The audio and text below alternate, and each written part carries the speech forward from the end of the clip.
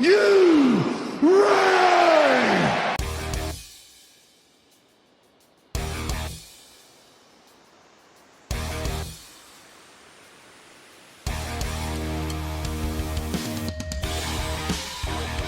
This is the D-Generation cliX podcast with your hosts, Who is Ravage? Ryan Ruppman, Ravage. Hand me that bottle cap. Miles Kane, Hand me that paper clip. Grab that twine. Gun wrapper. Daniel Schwab, We Best friends. Asgard to Mouth, and Pete. Cause I'm just me.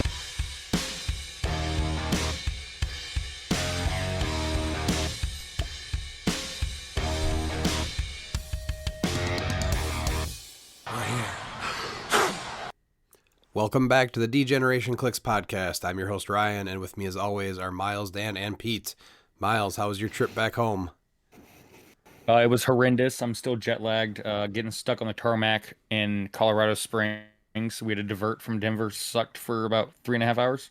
So yeah, I didn't get home. I think I left Dan's house at 4 o'clock in the morning, and then I didn't get home until midnight your time, or 1 o'clock your time. So yeah. Well, all of that sounds terrible. Yeah. But was it worth it? Oh yeah, for sure. Dan, have you rested up from this weekend? No, but I'm here anyway, because, As are you're all of one big us. happy family, Pete, how are you doing this week? No, I'm good. I cut my Adepticon short. I didn't participate in anything on Sunday. I did a bunch of stuff around the house and just went into my long work week. But so far, so good. So happy to be here, back in the sweatshop. There's only one recording this week. Yeah, I think we're so far. So far. So far. We're still recovering after a pretty long weekend. We did play last night at our local venue too on Monday, so that was 5 days in a row of cliX. A lot of fun, but mentally drained for sure. On a positive note, we do have quite the Bookwood report today, though. Bookwood Report! Hello, friends. Today we're doing the Bookwood report from pictures, not a list, so bear with me. Bookwood had quite himself the Adepticon. He got many Connellys, including Parademon, Black Adam, Groot in a Pot, Compound Hulk, Steppenwolf, more Compound Hulks, a Bigfoot. I can't see what that is behind his other picture. It looks like Zombie Scarlet Witch. A couple of Hawkeyes on Sky Cycles, Zombie Sharks. Bought himself some Asgardians in a box. Zombie George Washington, another Zombie Scarlet Witch, Deathlock, Calabac, and he got himself a Chase Booster. And out of the Chase Booster, he managed to swap something for Puss Spider-Man Pog. It looks like he got himself a Chase Thanos. He pulled the Charlie 27, and since I had 2 Cidermans, I said, "Here, give me that Charlie 27." That's quite a deal you gave that man. That was. He's got a bunch of random clicks just in this picture, so I don't know what he's telling us. He got a Ronin, a Spot, Prime Craven, and of course, his most important purchase of the week, he told me that I had to go into, was he has embraced that dice popper life. Yep. So Bookwood got himself some dice poppers. So did anybody play Bookwood at Adepticon? I didn't play him. Oh, Miles has got a story. Do you want to go over that now? Yep. Yeah, let's go over it. So, I guess when we go over it on Thursday, because it's a Thursday story, so it'll be perfect. Okay, we'll get into that shortly. It's hard to push back a Bookwood story. It is, but we'll have to wait for a second here. Dude, if you're in the Discord, Bookwood inspired the greatest freaking emoji of all time. It's just been popping up everywhere. This is our Adepticon recap episode, though, so let's get into that. I wasn't sure where to talk about this part at the beginning or the end, but I don't think we can really talk about the event without starting out with this. And that's really that this was the absolutely best run WizKids event ever. like the timing of the events, everything was within the scheduled windows. The signups and registrations were a breeze. Using HC units made everything so easy to see where you were playing, who and what they were playing. The judging, the judge staff, and definitely the best prized out event of any like official WizKids event. And I really personally don't have anything negative to say about the whole weekend. And I really can't wait to see how Origins and Worlds plays out now. Well, I think Team Steel was a perfect example of that. Going 0-3, you still got a really good three LEs. Like if you break it down at $60 each, you had easily $100 in LEs that you could just sell. Oh yeah, and depending on what you pulled in your And brick. that's low. Yeah, and that's at the low number of $100 because obviously people try and skyrocket, but like you could literally sell those LEs for $100 in 5 minutes. If you already had them or didn't want them. So well worth it. I Yeah. mean, it was, Yep. do you guys have like any critiques or anything? So No, and Anthony asked. He said even if there's any feedback at all, like we would take it. And I've really sat and thought, and there's nothing like from. I understand WizKids doesn't control Adepticon; they're a part of Adepticon, but I would tell you putting it at the Baird Center is an amazing idea. It's easy to get to. There's tons of stuff to eat around it. Like parking's not unreasonable. It's easily accessed off the interstate in Milwaukee. Milwaukee's easy to fly into, and dude, the judge staff, amazing. I think even with anytime, even during games, I think I probably waited maybe 30 seconds before a judge was there to answer a question. That was at the most. Like they were on At the top of it most. all the time. And like if you had any like side notes or whatever you wanted to ask them, they were like very accessible.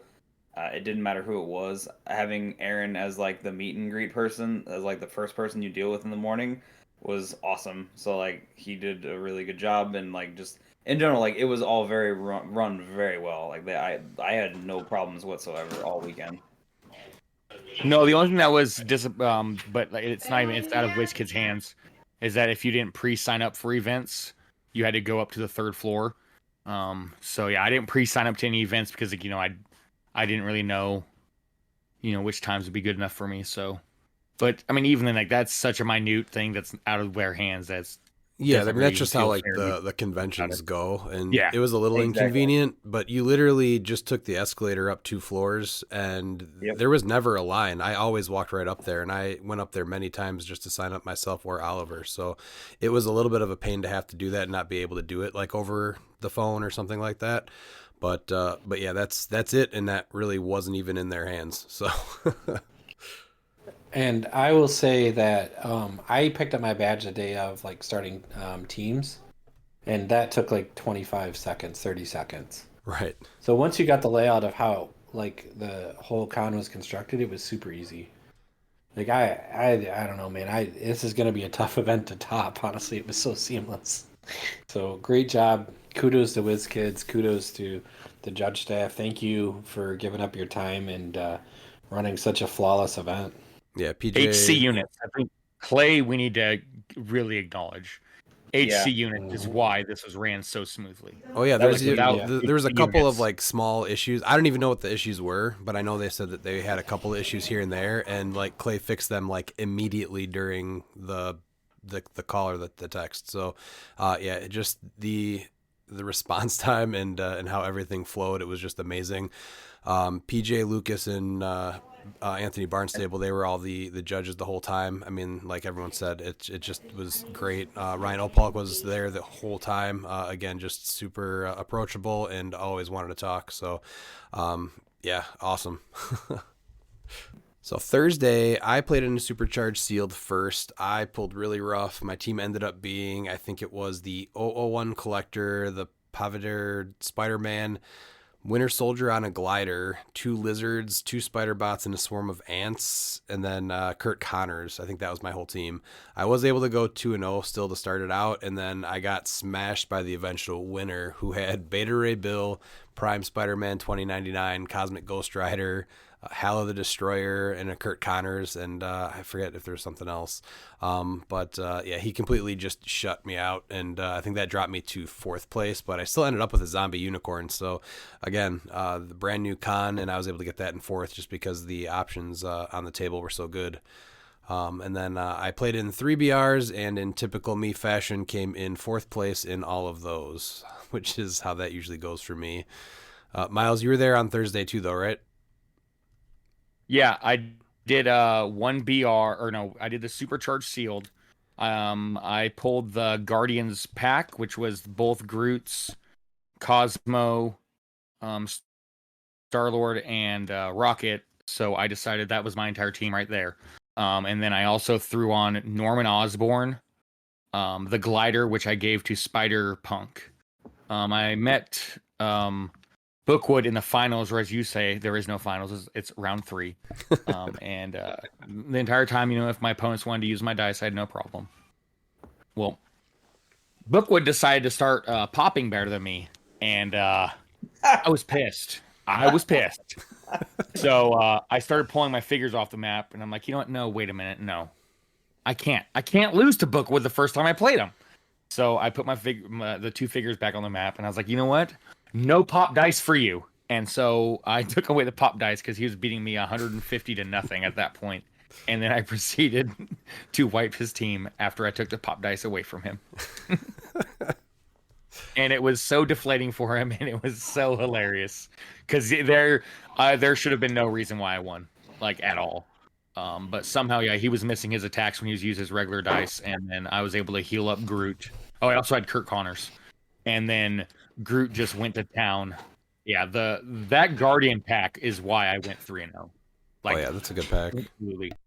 Yeah. And then I did 1 BR with Bookwood where me, him, and at least one of our opponents all used the pop dice, and that was pretty fun. And I ended up getting first with that on that one. And then that's where I got a shark.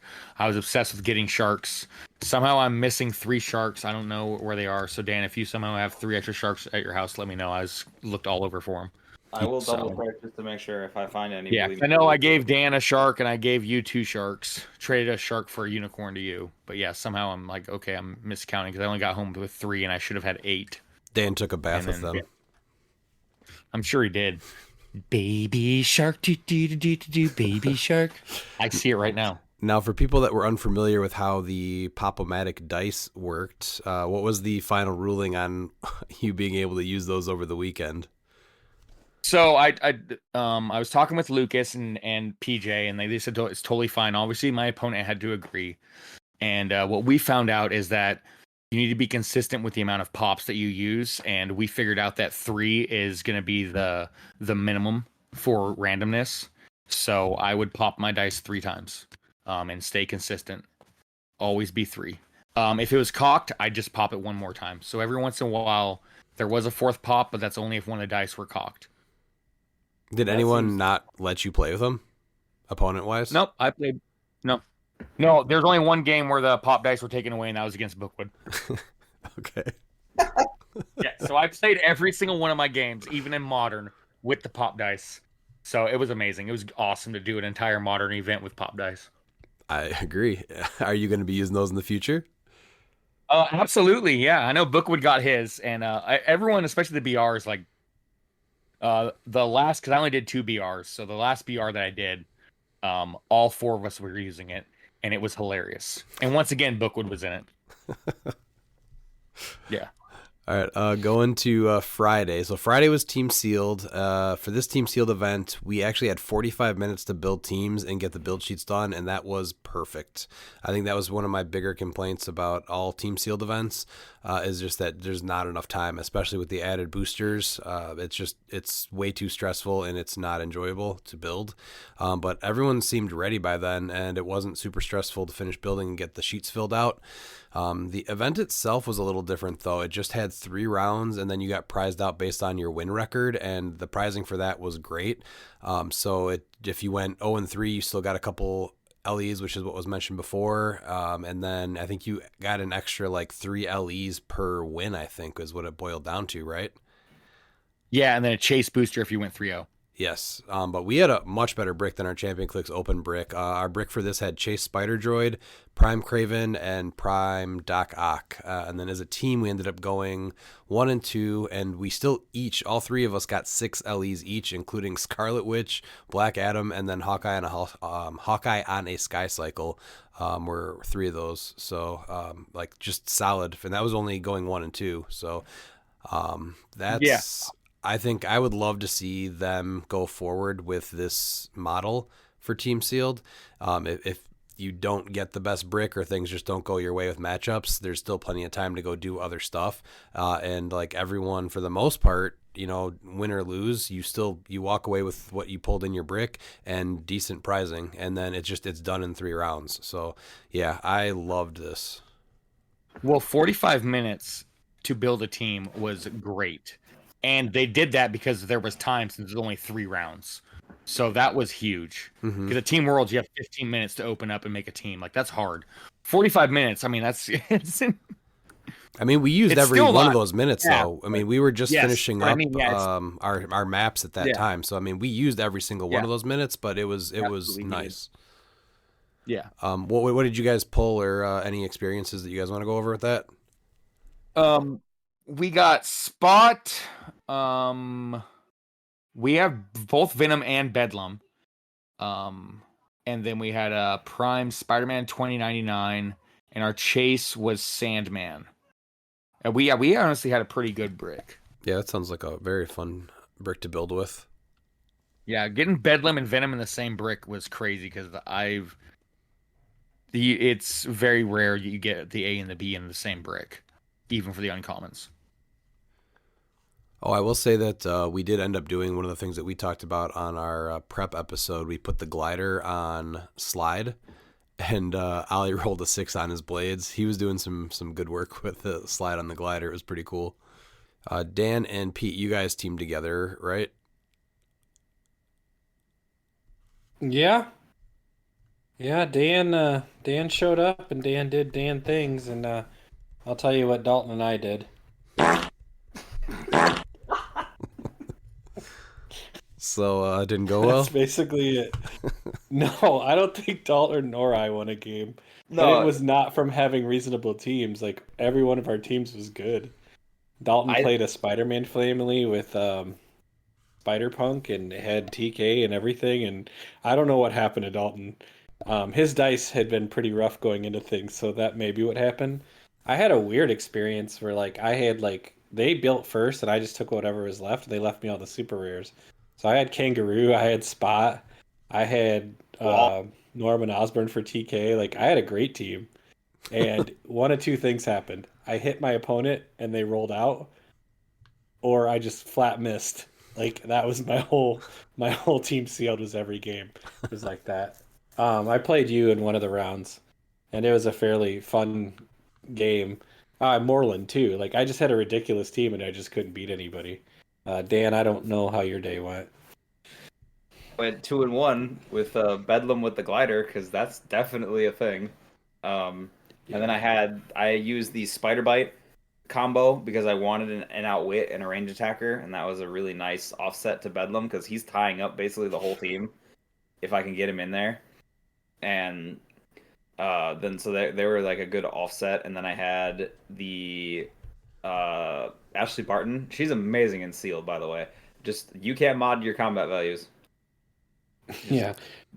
That's what happened to me first round, was I played Azareth and he had Ashley Barton, which basically I rolled my Moreland up and just watched him not do anything the rest of the game. Like, couldn't do anything. So, and then I played Redmond round 2, and then I played Adam from Clixonet round 3, and his rollouts are really good. I mean, they were all fun, reasonable games. It just didn't go my way. I lost my first round, wait, who do we play first round? Oh, crap, I don't remember who we played first round. Whoever's partner was Azareth. We played click stops. I lost to Daniel Powell because he had a very good, he had triple outwit on his team. So I was not playing very aggressively because I don't, even with Bedlam, if he gets triple outwitted, I don't have anything that I can do to prevent that. So it was just a very we were just kind of tic-tacking around the room trying to figure out who to hit first, and I just couldn't get in there. And quickly enough, I should have basically bumped like push myself up a little bit further in order to like get to go after him, but that was my mistake. But then the next two games I won because I played Ollie round 2 and then I played Harris round 3, and I won both of those games. So it was a good like I just needed the warm up and then I was good to go. But I'm going to sum up the rest of my Friday with a pretty simple statement here. So I went 1-5 on Friday because I went into a supercharged sealed and won one game. But I'll tell you the conversation I had with one of our teammates, Matt Looper, afterwards. I said, Looper, I'm having a terrible event so far. I went 1-5, and he said, today, he said, well, Pete, it could be worse because I went 0 for the day. You were, and he was my only win. So that was kind of. You're mean. That was Friday was a little rough. So Looper put it back into perspective for me pretty quick as he usually does. So. After the team sealed, though, which I didn't realize was the just the 3 rounds, so I went and signed up for 3 BRs for the rest of the day, and I actually came in first place in all of those. So I actually went undefeated for the day, won all my team sealed games and all 3 BRs. So it was the opposite for me, Pete. Well, I'm glad the universe balanced itself out. So. it would have just been nice to get like one win. That was it. It was like after like the first loss and then being able to turn it around the other 2 matches, I'm like, all right, I just need Pete or Dalton to win. Like I got this. I just need one of you to win once. Yeah, so Dan, it was not for lack of trying. I mean, No. it just was not to be. No, it's fine. I was not like it's not a big deal. I was like it was more the mentality in my head because I can't see what was happening with your 2 games. So I'm like just kind of like fingers crossed. Yeah, those rough days like that can be a little disheartening. I do love Bedlam. I do love Bedlam though. Like him with the glider and sealed is disgusting. I tie up the whole team and then it's just like, all right, hit this 20, and you can't shoot at me because I'm tying everyone up with plasticity. So we or if tried you can to shoot- make that work first, but that was 135 points, and since we pulled, like I said, really well with the Spider Biodroid and Chase or the Prime Craven and Prime Doc Ock, so it was very hard to fit all those points onto a team, so we had to cut the Bedlam on a glider, but we definitely tried to make that work first. Yeah, I had double prob. He's got precision strike with the glider, and then like yeah, he's only an 11 attack, but the double prob was huge because there was plenty of times, like especially in my game against Harris, where it's like first, all right, miss, second, miss, and then finally on the third after the second prob I'd hit. So it was just like he played out really well for me, but I don't think because we had the vulture brick, so we got vulture. How did I he don't play? think we got well, he didn't even hit the board, so I don't know what you want. Nobody built with him? I want him to hit the board. No, He's not bad. He's not bad in sealed. Yeah, I I'm don't- surprised. It was one of those where I had no experience with him, so I did not know what to do with him, and so we just kind of shelved him. And that Because you was got it. Spot in the same brick, right? Yeah, we did. Yep. Yeah, Spot and him are perfect because Spot brings people to him, and then you do that pin. It was just one of those where I hadn't done enough with it. Like I watched you play it once, Miles, but that was not enough. I know. For me to, Yeah. That was not enough for me. And Pete was playing Spot, so that was not enough for me to be like, Pete, do this. Pete Like, would have done Vulture justice. That's why Pete didn't win his game, is because, Vulture was like, all right. I'll see how it is. Leave how it is. Leave it on the sideline. Pete, do you No, wish, it's tough, though, when you get one glider. Pete, do you wish that you could have gotten Vulture on the team now? No, I was fine with my team.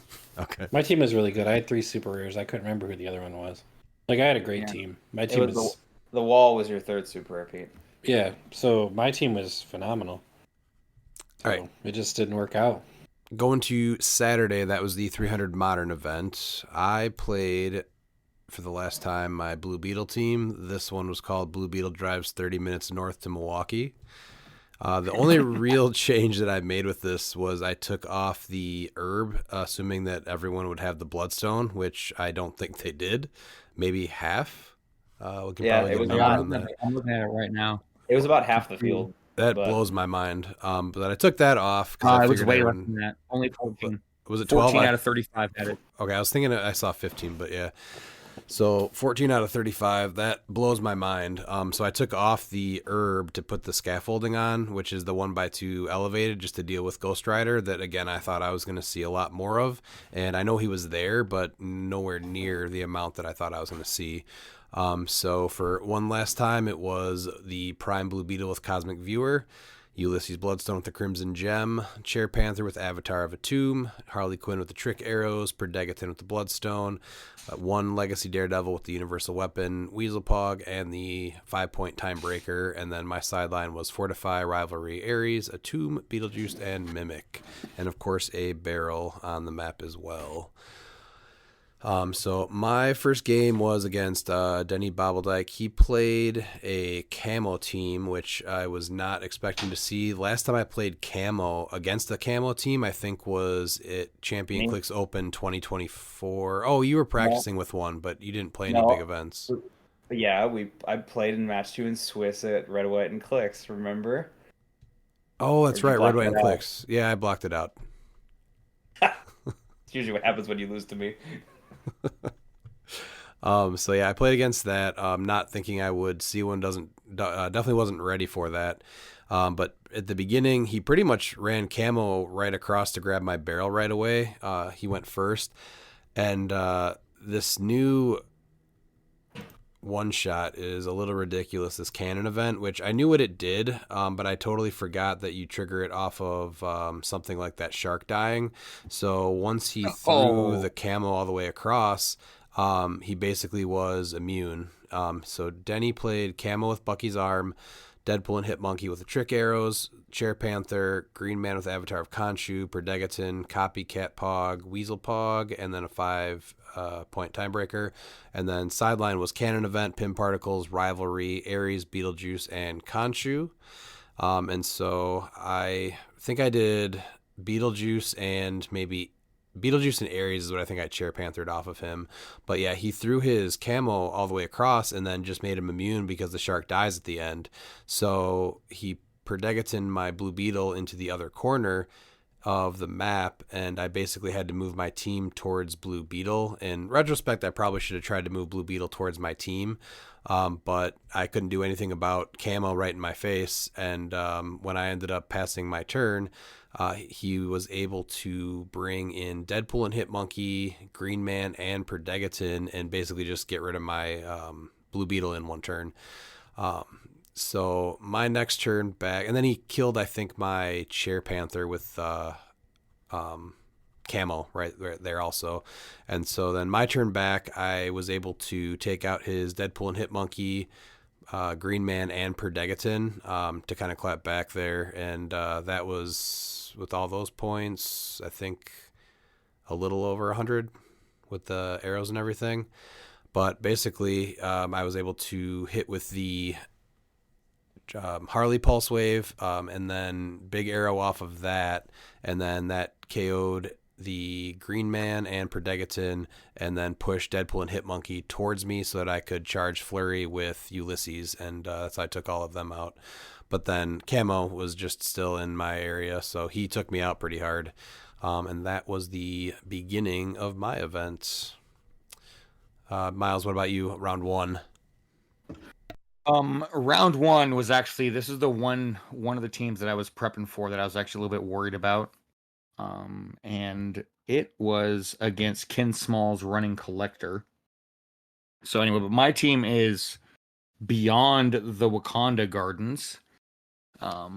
Has Man-Thing with Gaia, The Spot with Hell Cycle, Prime Spider-Ham with Stormbreaker, Poison Ivy with Trick Arrows, Black Legacy Panther with a Tomb and Perdegaton, and then my sideline was Rivalry, a Tomb, Beetlejuice, Gaia, Mimic, and Treasure Chest with the Nifty Traffic Barrel. And then I had the Vibranium.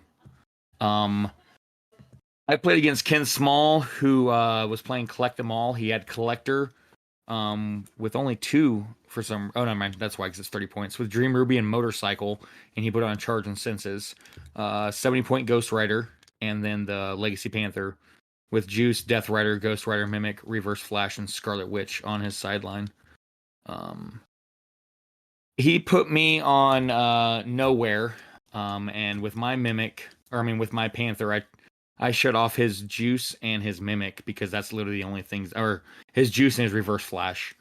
And I stole his phone booth right off the bat. He huddled together, and I knew that I didn't want to deal with the shape change right off the bat, and then nor Ghost Rider, who also was on shape change. And so since he was huddled together, I was actually hitting Black Panther, and he was masterminding it to Ghost Rider, which was very beneficial for me.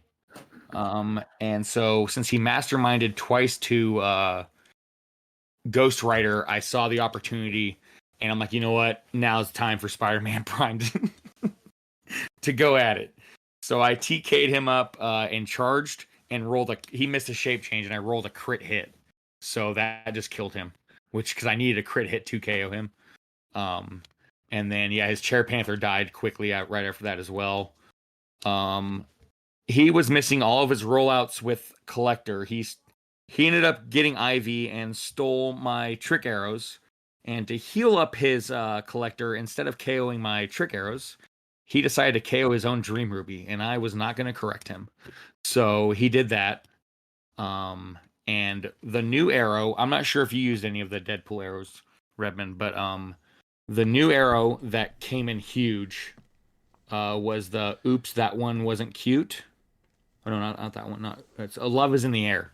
And that's instead of normal damage, you choose a hit character. That character can't attack until your next turn.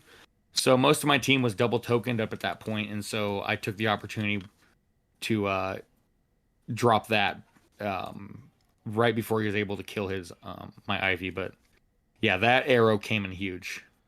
And then it was hoping he didn't make his rollouts, especially since he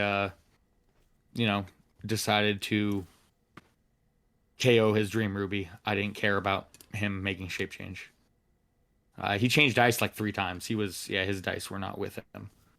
But so I ended up winning 300 to 85. Yeah, 385.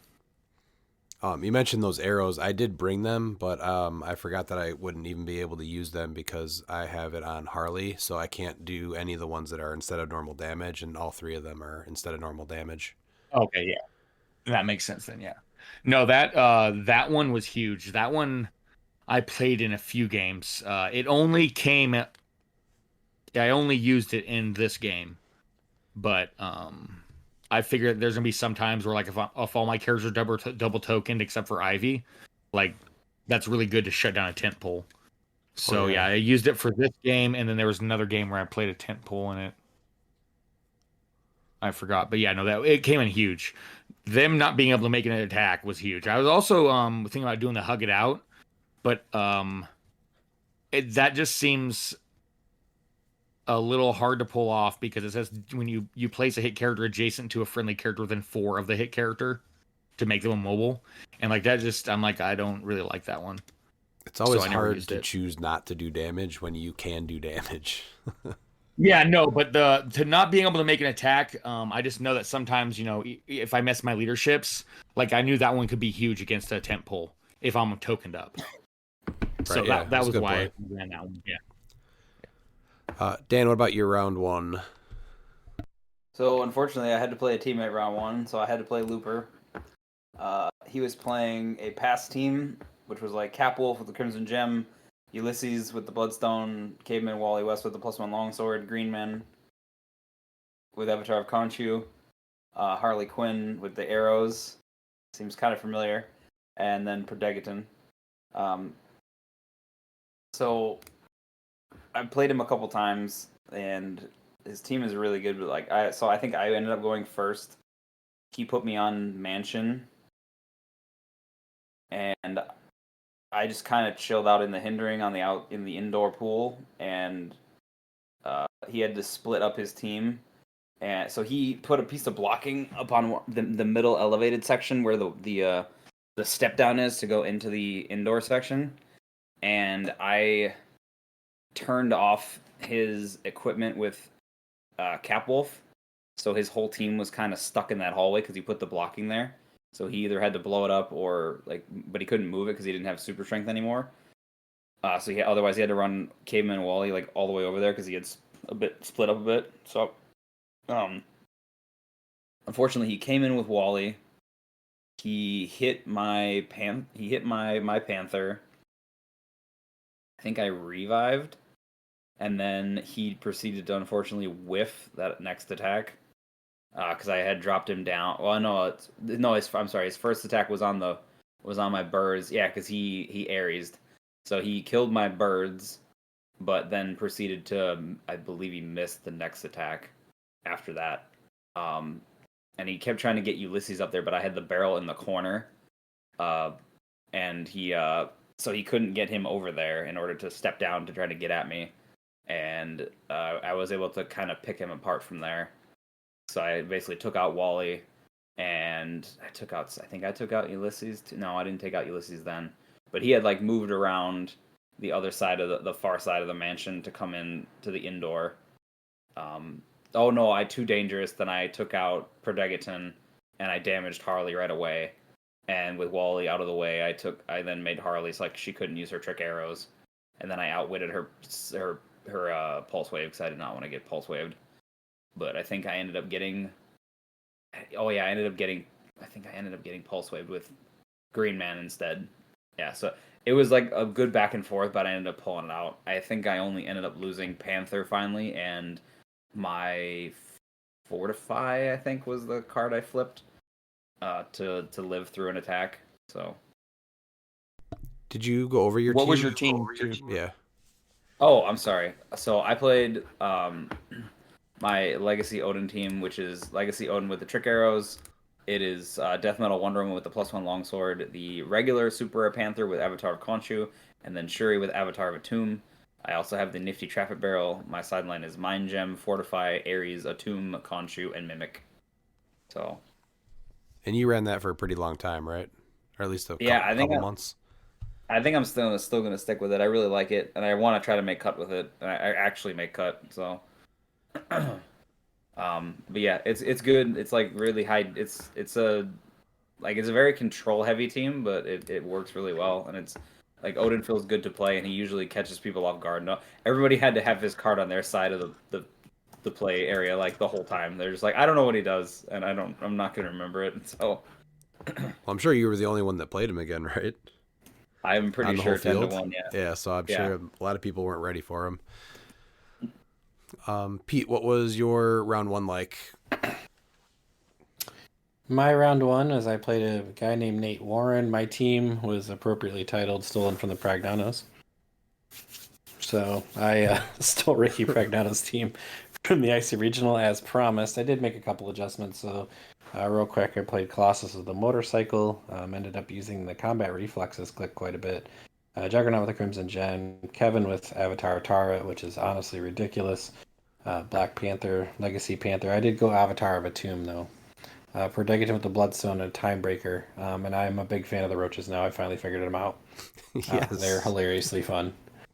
Fortify was the only one shot I had. Then my sideline was Ares, Atum, Michael Keaton, Mimic, and Taweret. My maps were Bloodstone Maze, Major Brock's Bunker, Monster Island, and I had a Traffic Barrel, some stairs, and Vibranium. So first round I played Nate. Nate's a longtime player. He had a team he called King of England, which was essentially a Wakanda theme. He had Prime Panther with the Universal Weapon, King Arthur with the +1 longsword, Captain America, which makes a soldier Wakandan. He had Cher Panther with the Bloodstone and Ramonda, and his sideline was Diabolic Bargain, Fortify, Soul Siphon, Ares, Keaton, and Cathan. I took away Keaton and Fortify, and he took me to Wakandan Battlefield. We had a really intense game. I won 40-0 on literally last action. Like, I did not miss one willpower roll. Colossus attacked and mind controlled something every turn, and he had to save something basically every turn. It took me most of the game to remember to use the outwit from Kevin, but once Kevin had the board, like essentially half the board, as far as getting across, like he was humongous. I had to finally pull my Juggernaut out of his starting area by TKing him back to heal him up so I didn't lose him. And then literally as they called last action, I already declared Charge Quake, and I hit Captain America and Ramonda, and he could revive one and had to KO the other. So He was kind enough to give me the more points of the two, so I won 40-0 on the last action. Very fun game. I enjoyed playing him. Nice. My round 2 was against Matt Prignano, who is 1/3 of the famous Flying Prignanos. He played the Beta Ray Bill with the Stormbreaker, Man Thing with Avatar of Gaia, Poison Ivy, Kevin with Avatar of Towerette, Black Panther with the Long Sword, that's Chair Panther, Jennifer Kale, Perdegaton, and Timebreaker. Sideline was Ares, Beetlejuice, Gaia, Mimic, Reverse Flash, and Towerette. And he played a nifty traffic barrel, which it definitely made it hard to get to him. We went to the bunker, and it just was hard to kind of get to him. And I ate some poisons and some attacks, and I just could not get to what I wanted to. This was the only delete I got all day, though, was Blue Beetle deleting Man Thing. And then I think everything else I was rolling 4s again. When I tried to, but I think it was pretty low scoring for me. I got the 55-point Man Thing only, and then something small. I think Perdegaton was the other KO that I got. So yeah, this one was a rough one for me, and I was 0-2 after round 2. Miles, This team, I was going to talk about Ricky's team a little bit, is really neat because he's the only one besides me that's like not going all in on plants, but using that as like a win condition, but not the win condition. Mm-hmm. So like that's really cool to see that, once you become comfortable with plants, like you're able to implement it into other builds, and so it's really cool to see Ricky. You mean Matt? Yeah, Matt. Oh yeah, this is Matt. Never mind. Yeah. But yeah, well, he said that Beta Ray Bill made the team now to deal with Collector directly, and then he had some outwits and stuff. So that was the big change for this team for him, was just having an answer for Collector. Oh yeah, for sure. No, yeah, and this is also it's Macho Man, Randy Prignano. That's who it is. So, do you want to go over your round 2? Yep, and in my round 2, I went up against who is it again? It's Gabriel Esquivel, the monsters from the Black Lagoon. He had Prime Swamp Thing with Khonshu, Butterfly, King Deadpool and Elsa with Trick Arrows, Black Lantern Batman with Bucky's Arm, Necron with Taret, and Perdegaton. And he brought in Green Arrow, Black Lantern, and he also had the nifty Traffic Barrel. His sideline was Chthon, Juice, Arrow, Khonshu, Taret, and Death Metal Wonder Woman. I put him on the bunker. For some reason, he put himself on the lower elevation, which was very interesting. But I ended up shutting off his Keaton and his Butterfly. And he was a little bit confused why I shut off Butterfly, and I told him because I don't want him to leave the sideline after I kill his Green Arrow. He also doesn't get the butterfly things, right? No, you do. Yeah, you still do. Oh, the trait. Active. I got you. Yeah, the trait. Yeah, it's not sideline active. Yeah, it's 100% just so he couldn't bring in Butterfly. I pretty much had the full advantage, especially with the way that he chose the map, because he put himself on lower side. So I was really able to. This is the first game I put Spot on sidestep, so I could do phasing all the way through, based off of where he put his barrel. But on the, let's see, the far side, where it's like the mid elevation, he bunched everyone up in there, and there was only one square open, and it was 5 away from the barrel. So I was able to bring Spot over there, since phasing and everything. And with the sidestep, I couldn't outwit his Prime Swamp Thing. So I just decided to take, instead of doing that, I just sidestepped him so that he was back in my starting area. And then I took the free action to remove that the grave marker underneath him, and then attacked him, brought him over to me with my flurry, and so I was able to kill him. And then the plant marker I put underneath one of his what's it called, butterflies, and 2 dangerous, and just killed his entire team except for Necron. And then Deadpool and Elsa was on there like click 2, or second to last click, and so he called it there. And then you were 1-2 Or no, 2-0 going in. 2-0. Yeah, I won 300-5. Okay. So yeah, 600-90 scored so far. It was two really decent matchups, and I don't think you really no one ever for some reason expects the two dangerous arrows, so they just bunch up, I guess. Yeah, it's gotten me plenty of times. Yeah. Dan, what about your round 2? So I ended up playing the one other third of the Flying Prignanos, which is Logan, which is the eventual winner of the event. This should have been a better matchup for me, but so he played Collector. So he had Collector with Captain America's shield, the broadsword, and motorcycle, and then he played Kevin with Avatar Tower, Chair Panther with Universal Weapon and Timebreaker. And he has Fortify, Ares, Keaton, Mimic, Reverse Flash, and Toweret. I ended up going first because I don't know how to play my team, and this is when I should have gone second and put him on a separate map because he put me on Bloodstone, and that I think was what hindered me towards the end of our match. He took away my Fortify and my Ares, I believe. So the big thing was I was able to get to him first because I have stealth and I can turn off Collector, and basically just he has to get close to me in order to even hit me. So I can just turn off his IT hindering.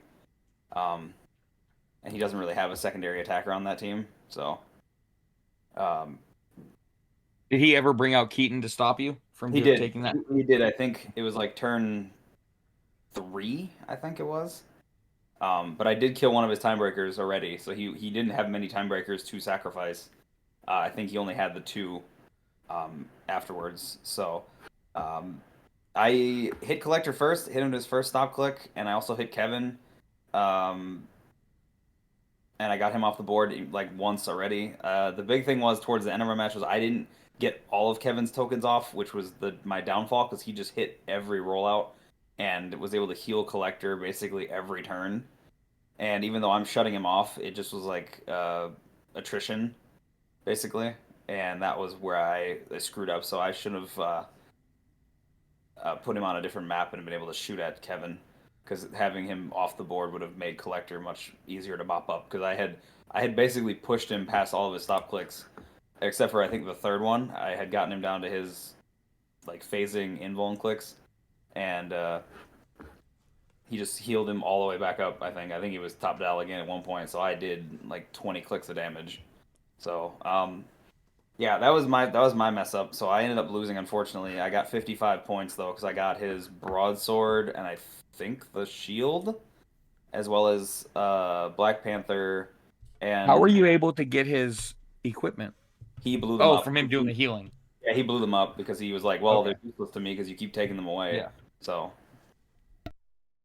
yeah, this is usually a better matchup for me, but the team is good, and he hit all of his rollouts. So that was where like it didn't play out in my favor, and I should have like went after Kevin because he basically put him back in the corner on the last time when he brought him back in, and that was what pretty much did me in there. So, but it was fun. Like Logan's great; he plays really well, and he adapted pretty well to my team. So it was fun.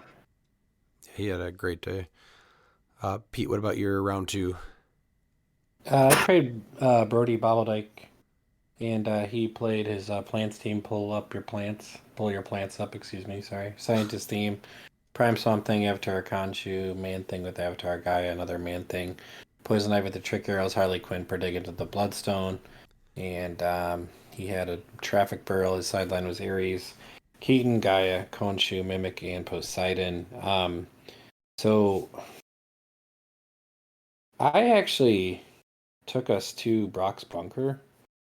I've never actually played against the plants. I know Miles has played them, and I've heard about them. Oh no, I thought we went over that you always put plants on Wakanda or on a really open map. I didn't know you put them on Bunker. I got an Oh, education pretty quickly from Yeah. Brody about why that He was was- a bad choice. Was he laughed when you said Bunker, right? Please tell me He he didn't- laughed. He's actually a pretty good little poker face. He didn't say much. There was another misplay too I had. He was laughing Where- inside. I know he was. Yeah, I let him one turn my Juggernaut without using Fortify, and then about 3 turns later, I looked at him and said, I should have played my Fortify. And he was like, I was kind of wondering why you didn't. And I was like, I just forgot it was sitting there, man. So he took me apart pretty handily. And Brody's really, I played him twice this weekend. Played him in a Super Sealed too. He's a great player, smart kid. Yeah, and he's actually the first Yeah. winner of the Miles Maniac Award. He got the Hulk Hogan action figure for saying his prayers, eating his vitamins, and training. So Yeah. So every Plants event that is, I'm at, there's Miles Maniac prizes. So Brody, congrats on being the first one. that's awesome. Yeah, he gave me a nice education and why the plants are so dangerous. So I won't make the same mistake twice. I had one shot at getting points, and I took Colossus through the middle to get to his um, Prime Swamp Thing and mind controlled Prime Swamp Thing, and then went to punch his Ivy and just missed the roll. And that was pretty much it. So we had a pretty quick game. Did you use his prob, or did he burn his prob on your attack before you mind controlled? He burned his prob. Okay. Yeah. Yeah, Brody doesn't make a lot of. He's not a mistake maker. So No, it I was, didn't mean it. I didn't mean it like yeah. that. It was more of a curiosity thing, just because you might have potentially had a prob on the attack if he didn't use Conchu. No, he'd used it prior. So All right, going into round 3, I played Dan Powell. He played, I think, an identical team to what he played at Champion Clix Open, and I played him there and definitely did a misplay early on, and that cost me pretty hard.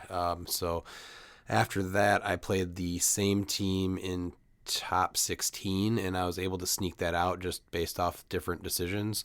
And this was definitely a team that I built assuming that we were going to see more of, so I was ready for it. And this one, I think I was able to one turn each Captain Marvel on different turns, just based off of knowing what to do a little bit better. I took him to the Tangled because he won map again, but he chose to go first. So I think, is that what that new Spider-Man map is called, the Tangled? Yeah, it's the tangle. Yeah, the Tangle. I'm actually liking that Yeah. quite a bit, that map. Yeah. So I ended up winning that one 300 to 40. But yeah, I was ready for that team this time, so I knew Is there a how reason to... you like the? Is there a reason you like the tangle so much? I had a lot of ignores elevated for my movement, and so if there was a team that I could kind of shut down with the barrel that didn't have improved targeting elevated, it worked honestly really well for me. Okay, all right. So that was a really really good map, and I honestly think I probably should have picked that in my last match too. But yeah, we'll get into that. Miles, what about your round 3? My round 3 opponent is the eventual runner-up Azareth Strife. I actually liked this matchup, but I'll go into exactly what happened. He had King Deadpool and Elsa Bloodstone with a trick arrow, Caveman Wally West with a +1 longsword, Deadpool Hitmonkey with universal weapon, Captain America with Mjolnir, Black Panther with Dream Ruby, Predagon, Daredevil, and Timebreaker. And then his Asylum was Fortify, Pim Particles, Rivalry, Ares, Keaton, and Chthon. I left his one-shots alone and took out Ares and Keaton. He put me on Monster Island. I hate that map. But Yep. my alpha was actually pretty effective. I mean, realistically, he was not expecting it. He had a time breaker adjacent to Cap, his Captain America, the Pegasus cap, and I put a plant underneath that time breaker. I trick arrowed, and he was about to take him off the map, and I'm like, no, you don't need to do that. Drop in the hypnotic, and he's like, whoa, wasn't expecting that, and so I used Cap to go target Deadpool and Elsa because I knew that they were a big threat. They had Chthon on them. And I missed it by 1, which was unfortunate because if I would have been able to hit them for 3, that would have put them to their sidestep click. And I figured that he couldn't get to me. I miscounted his reach because I'm like, he doesn't have any perplex, so I'm fine. But the problem is I totally forgot that he could sidestep Daredevil. For some reason, I thought he was on the hypersonic click, but he sidestepped Daredevil onto an elevated and quaked, getting him to his perplex, so that Deadpool and Elsa were able to then hit me with the running shot. So if Cap would have been able to do that, I would have been saved from that ridiculous energy explosion. And then it went downhill from there because he was able to After he did the energy explosion, then he did the penetrating quake arrow, and I just couldn't recover from that. But yeah, so he beat me there, so I went 2-1. But yeah, it didn't feel like a defeating loss, like because as even knows that like it was just a really good matchup, and that map was a big reason why. But missing that attack with Captain America was huge because I needed I think a 7, and I rolled a 5 or a 6. So That was your first loss of the day, right? yeah, that was my first loss. Yeah. Okay. Dan, you're round 3. Yeah, so I played Dalton round 3. So I played a lot of teammates on Saturday. He was playing double Hidari Yao, both at 100, one with Mjolnir, one with Universal Weapon. The Manifold Pog, the Timebreaker Pog, and Predegaton. And his sideline was Ares, Keaton, Mimic, and Reverse Flash. So my team's pretty good against Hidari. This one was a little trickier because like they have 2 of them, so I'm like, well, I can only shut the one off consistently. So this is why I was glad that I packed Mind Gem. So I won, so I went first. He just put me on. I think he put me on Monster Island, if I'm not mistaken, was the map for just. Yeah, he put me in Monster Island, which I was really surprised about. So he put the phone booth and a bunch of his other terrain like close to each other. So for turn 1, I think I triple perplexed at my range and I just shot and blew up the booth, so I didn't have to deal with it. And then he proceeded to like pull most of his figures together, because he had the 2. I think he spawned another Timebreaker. He put both Hadaris next to each other in the banana pile to get stealth, and then he had like a Timebreaker behind them, as well as he didn't end up putting Predegaton behind them, but it was most of it was they were mostly together. I think he split up a little bit, but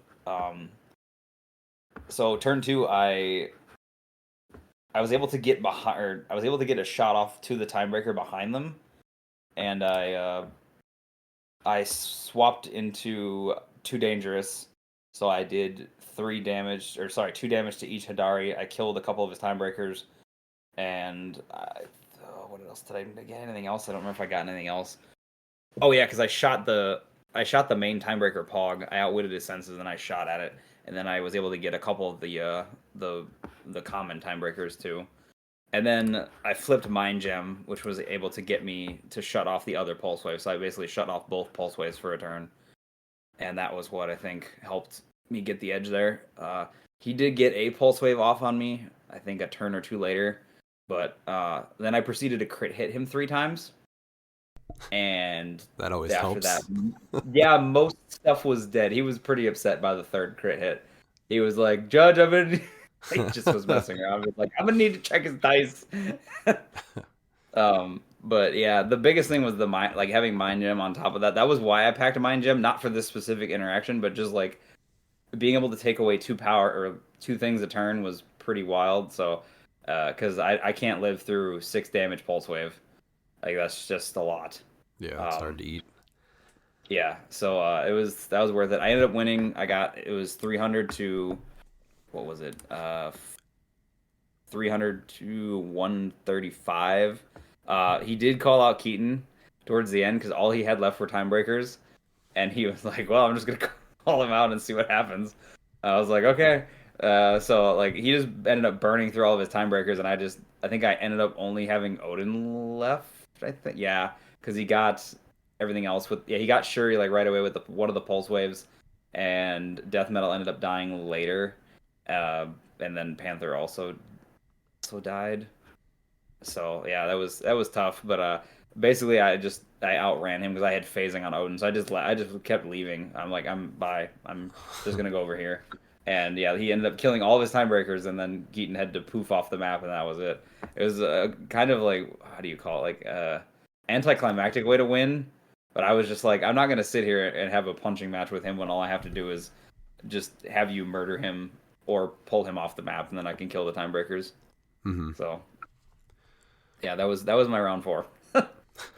I don't think I actually said Dan's team that he played, but it was the 2 Hellfire Gala Captain Marvels, each with a motorcycle at 100 points, and then Kevin with Avatar of Towerette. And then sideline was Power Gem, Fortify, Rivalry, Beetlejuice, Reverse Flash, and Towerette. I don't think I mentioned those, did I? I think I skipped over the team. No, you just said that it was the same team, and it's it's the exact okay. same team from Champion Clips. From Champion Clicks, yeah.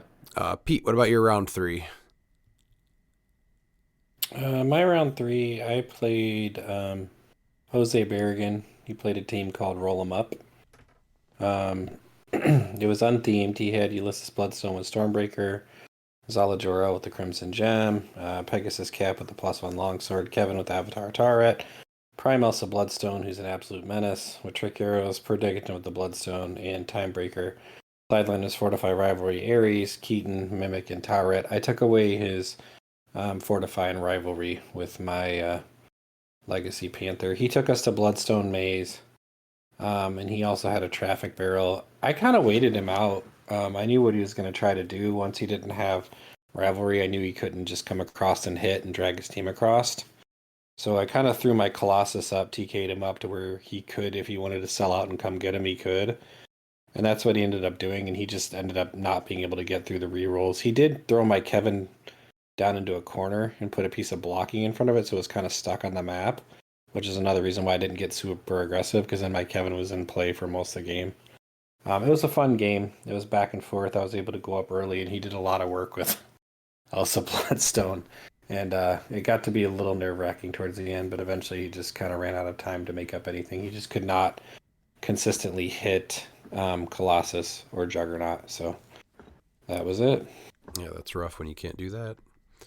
Mm-hmm. Round 4, I played Darren Gendron. He played an assassin team. This was the Prime Talon with Universal Weapon, King Deadpool and Elsa Bloodstone with the Trick Arrow, Deadpool and Hit Monkey, Myrn with the Crimson Gem, Green Man with Avatar of Khonshu, and Copycat.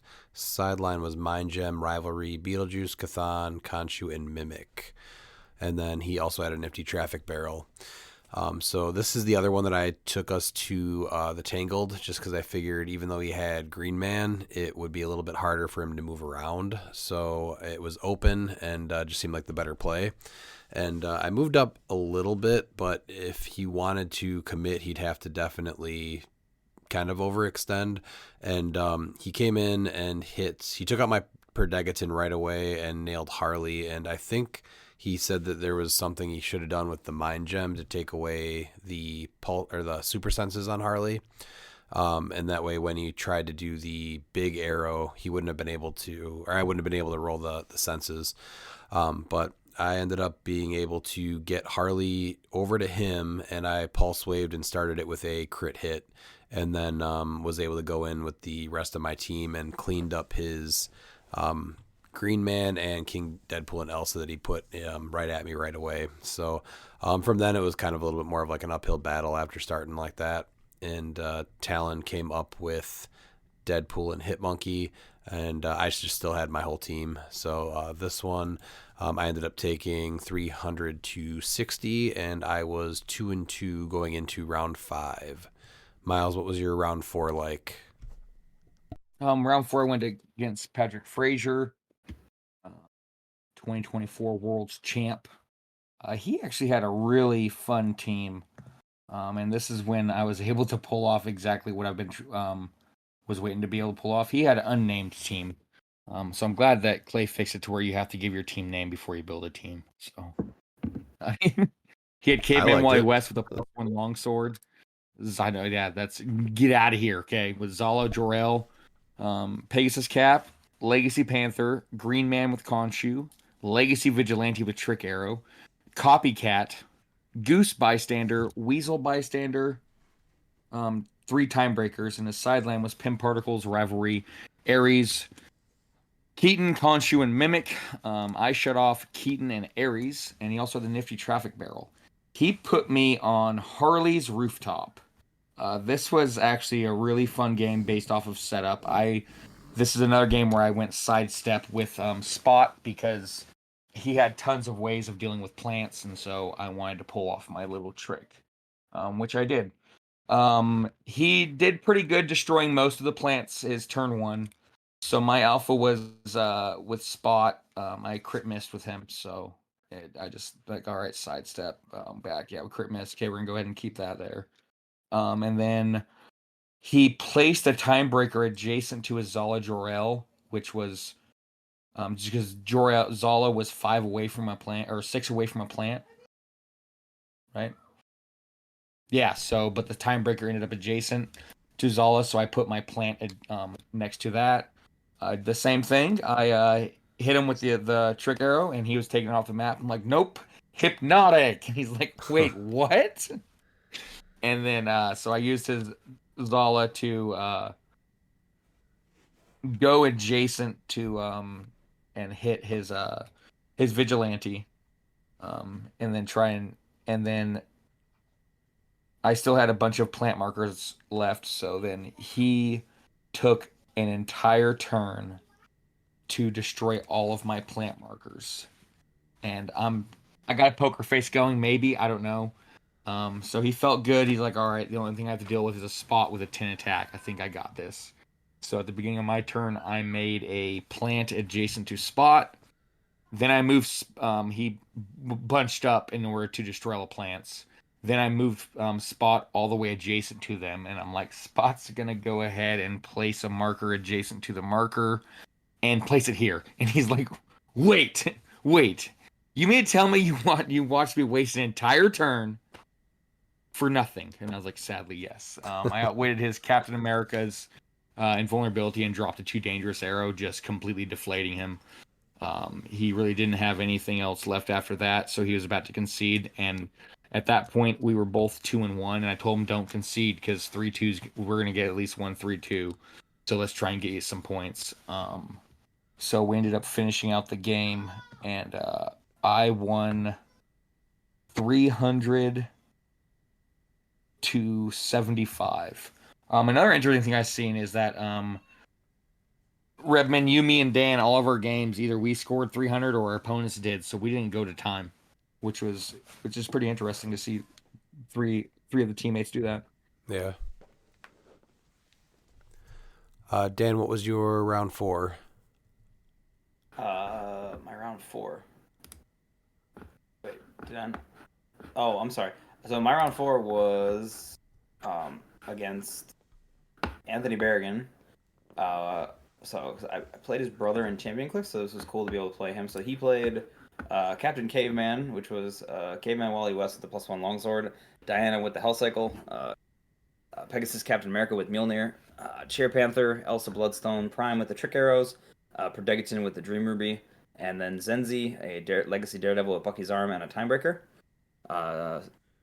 So I won. I chose to go first. He put me on Apocalypse, by the way. I don't have a lot of experience on this map, but I picked the side with the hindering, so it forced him to extend his starting area because there's like 7 squares of blocking on that one side in the starting area. So I think that messed up his positioning a bit, as far as like setup. And so I end up turning off Diana so she can't hell cycle over to try to. This team's just a bomb. Like you get a bunch of stuff over and you just make an insane amount of attacks, and like Wally shuts off super senses, Captain America just takes away defense powers. So I did that to try to like stop the train from rolling basically, and so but first turn he goes up with Daredevil, and then to try to grab his, or not even grab the barrel, he just like put him up there to body block, and then he barriered with Predegiton from the Dream Ruby. But he had the Time Breakers and Caveman Wally on the one side, and I was able to get a line on him with Odin in order to shoot them, and this is where the Too Dangerous just comes up. Like, it's come up every game I've used it. So I Too Dangerous off the Time Breaker, so I kill the Time Breakers and I damage Wally to his like regen sidestep clicks, and then he calls out Keaton. So because he didn't realize that I could do that from across the map, he thought I had to be within range to turn something off.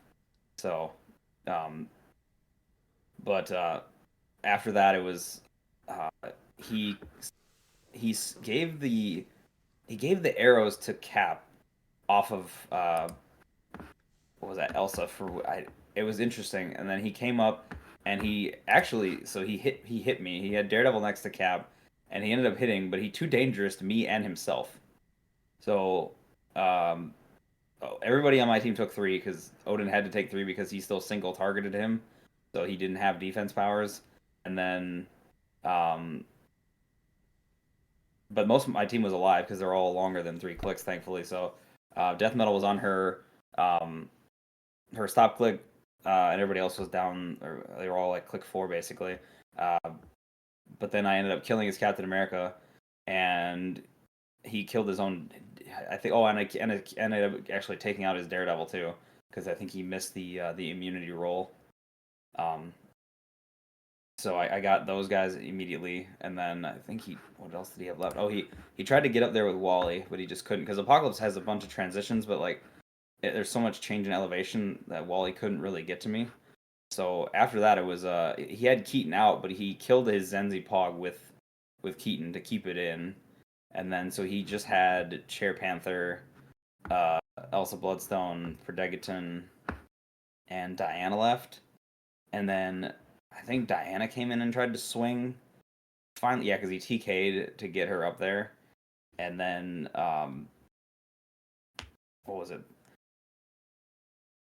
Oh, it was because of Death Metal because I'm on my 19 defend clicks, and that was what really did him in, was because he ended up missing, and so she kept dealing pen damage back to him, so he was just eating a lot of feedback damage because he kept missing.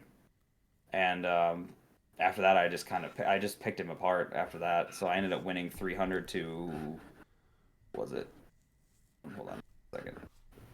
It was, yeah, it was 300 to 40. So he only got my regular Panther after everything. So it was, I mean, it was a tough match, but like I was very nervous for that team because that team, if it goes, it's like I'm pretty sure he mops up my team real fast. So it was a combination of like the map helping me and then being able to just turn him off for a turn to have him try to like maneuver with different pieces and not have his usual, I think, plan kind of threw him off a bit.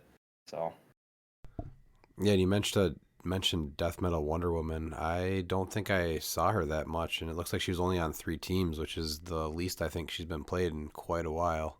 wow, she's so good. Her with the +1 longsword, like there's so many times where she hits her stop click and she's suddenly a 13 for 5, and I'm just murdering pieces with that.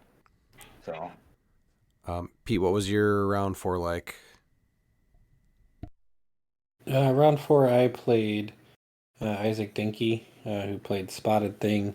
His team was Colossus with the motorcycle, Man Thing with Avatar Gaia, the Spot with Stormbreaker, Jennifer Kale with Avatar of Khonshu, who's actually full point Jennifer Kale.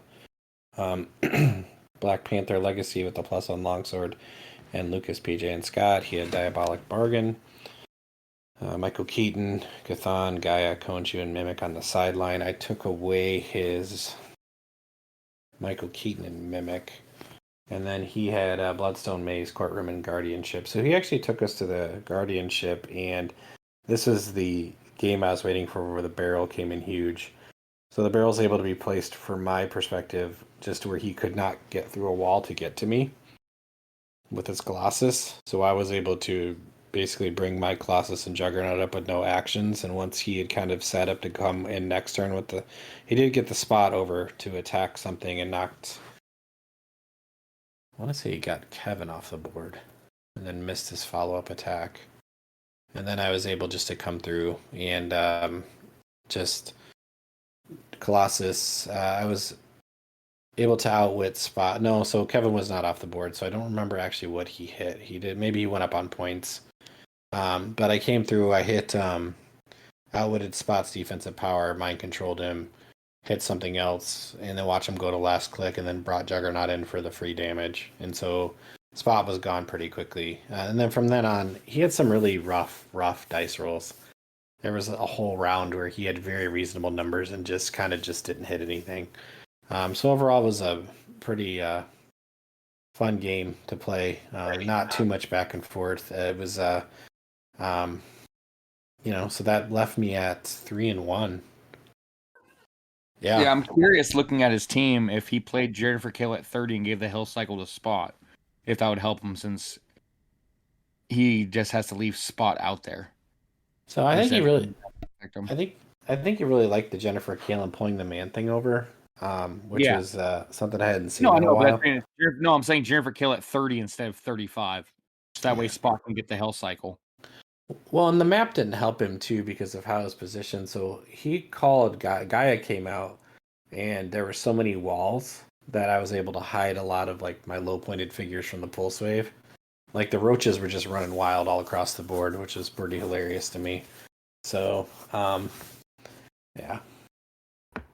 So that left me at 3-1, which was where I wanted to be. I wanted to be playing meaningful games this tournament, and we can go into that after the last round. So Yeah, round 5, I was 2-2, and I played Nate White, who was also 2-2. So we were the highest 2-2s, hoping to make top 8. So he played the new Chase Doom from Collector's Trove with the trick arrows, Caveman Wally West with the +1 longsword, Black Panther, the Chair Panther, Green Man with Avatar of Towerette, Space Ghost, Lucky, next phase to just turn off shape change, a 20-point Predegaton, Plastic Man, the old LE, and then a Weasel Pog and a Timebreaker Pog. And then his sideline one-shots were Diabolical Bargain, Occult Retribution, and Soul Siphon. And then the rest of it was Ares, Beetlejuice, Cathan, Mimic, Poseidon, and Towerette. And we both knew that we needed points, so we were going to kind of fight pretty early on. And he moved up his Plastic Man and turned into the Barrel after I had already moved up with my Daredevil and positioned. And I kind of debated on doing this, and I knew it was going to open up the area, but figured to go get points right away, it was worth it. So I chose Quake with the Universal Weapon, and I was able to get rid of Plastic Man right away because when he's a Barrel, you can Quake him out of existence. So I went up 20 points on my turn 2. But then when I passed it, I did open up a huge chunk, and I forgot that he had. I forgot Wally West has blades on his flurry click, and that he also had the longsword.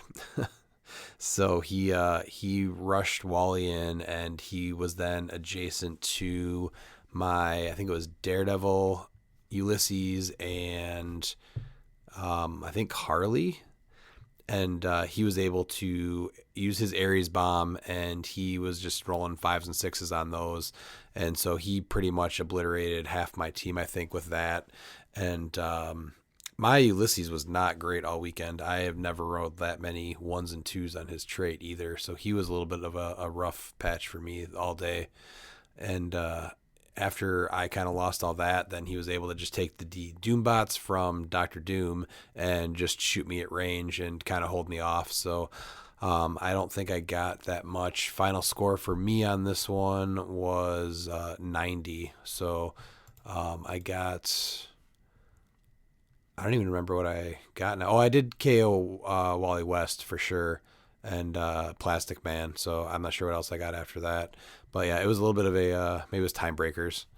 But yeah, it was a rough one for me, hoping to go a little bit bigger and make the top cut because it was only going to top 8. But that is where my day ended. Miles, what about you? Round 5. Round 5, I played Dan, our Dan. So, Dan, if you would like to give me your take. Oh, I got waffle stomped with what happened to me. Sure. So I don't remember how. Oh, I think you ended up going second, right? You picked map. No, you put me on Monster Island. That's what. Yeah, because that's like my safest bet against plants is Monster Island, to be honest. So yeah, I ended up going second. I picked Monster Island. I know what Miles is trying to do, but this is where I don't know what my team does. So Odin's trick I can do during FTI, which I was not doing at all, and I did not think I could do it. I did not do it during Champion Clicks. I did not do it at all during the day. So apparently I can because it works the same as Collector. So and that was where it basically it came back to bite me. So I try to set up and protect myself as best I can. But he just chooses. He has Hypersonic with Spot he comes up, he rivalries me. He pulls Odin across the map, and then proceeds to just pick him apart. He trick arrows, nth metals, outwits my defense, and I think puts me on my super senses clicks after hitting Yeah, me. your last super sense click. Yeah, is what I put you on. Your 9 attack. Yeah, so it's pretty. I mean, it's pretty rough. I also should have, if I didn't take that away, I should have placed my figures on your spot marker so you couldn't swap places. But that was my own fault. So it's just I made misplays as well as just not apparently knowing what my team does. So Well, I could still, if you were on my spot marker, I'd just do rivalry and bring you over there instead of, so I'd get 4 attacks instead of 2. I know it was just Yeah, one of those where it's like yeah, I would have changed it up a little bit for sure. Yeah, no, it's a hard matchup. I knew about the first turn immunity. I'm not going to tell Daniel because this is he was going to get into it.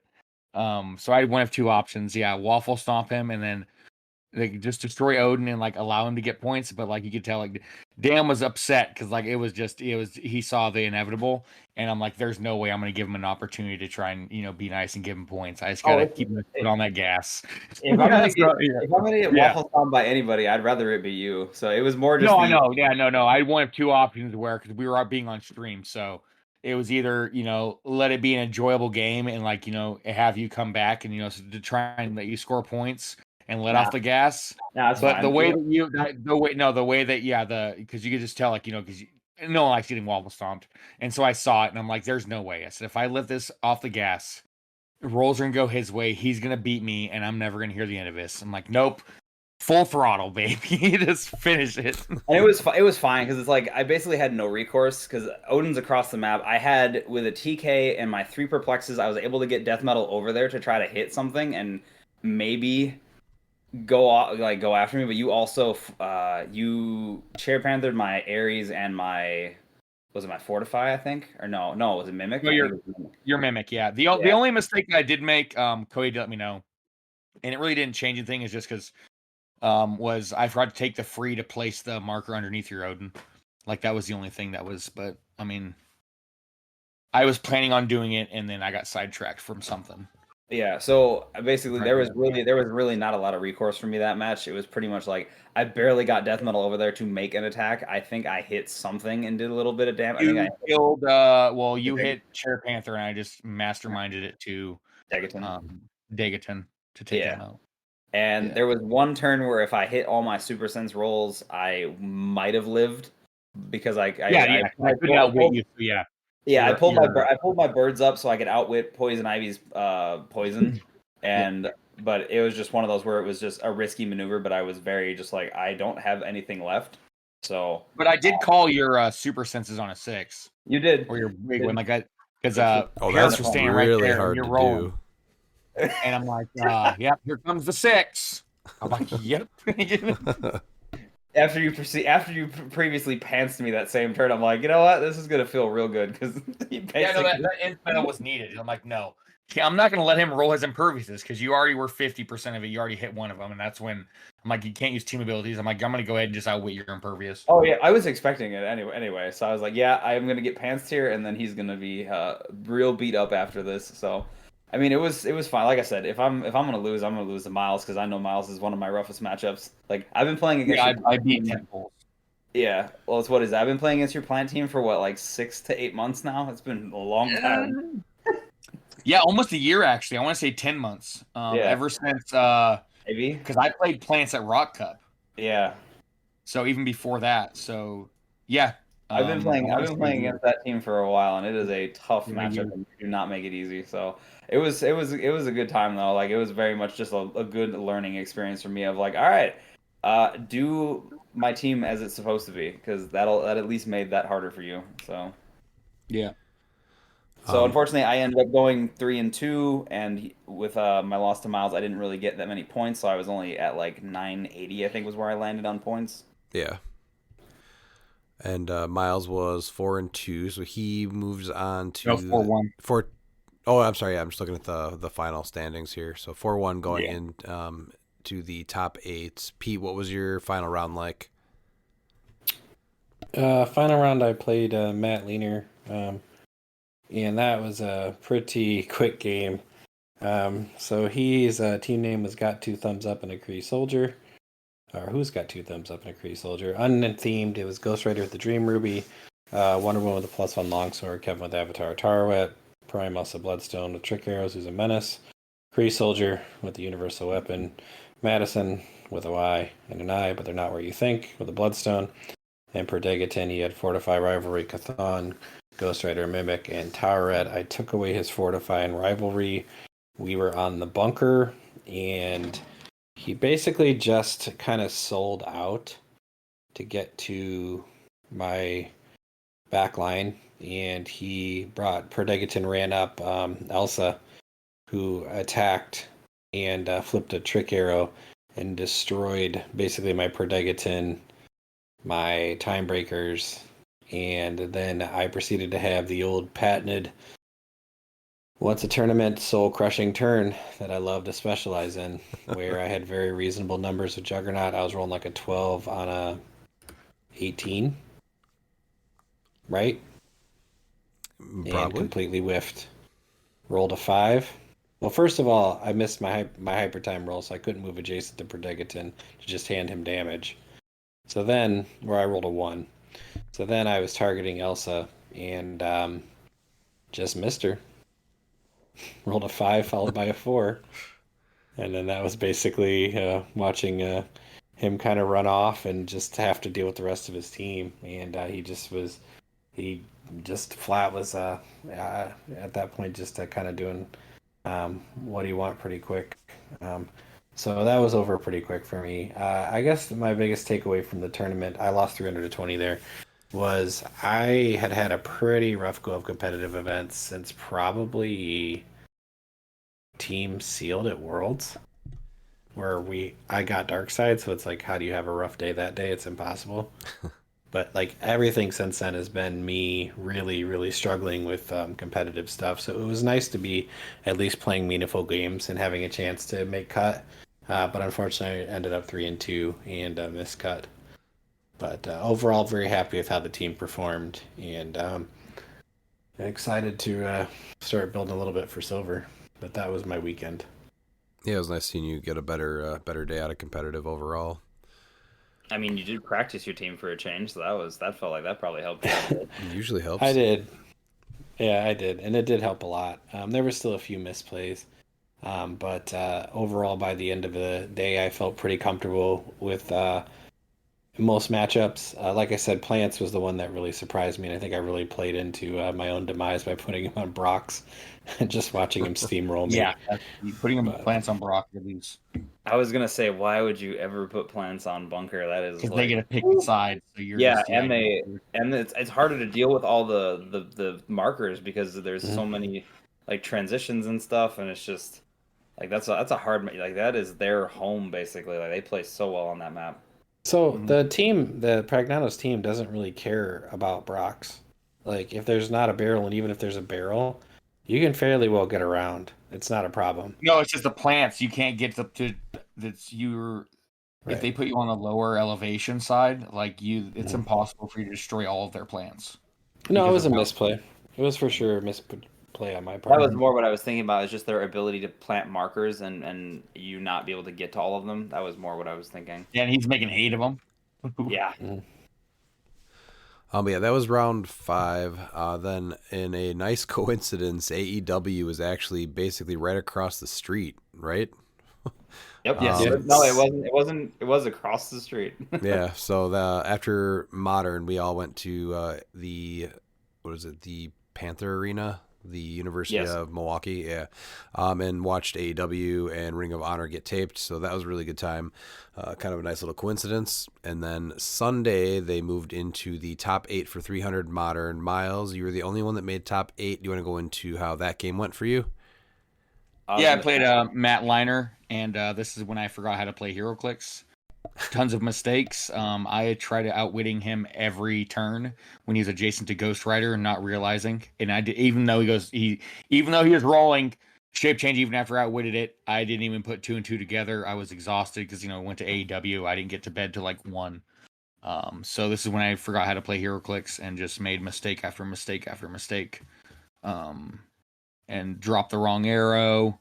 like tried outwitting, even though I know Ghost Rider. Yeah, I just forgot how to play. Just yeah, and yeah, got my butt whipped. I brought out a tomb just for shits and giggles. Rolled a crit, or I can't believe I'm using this word roll. No, I don't roll. I popped a crit miss.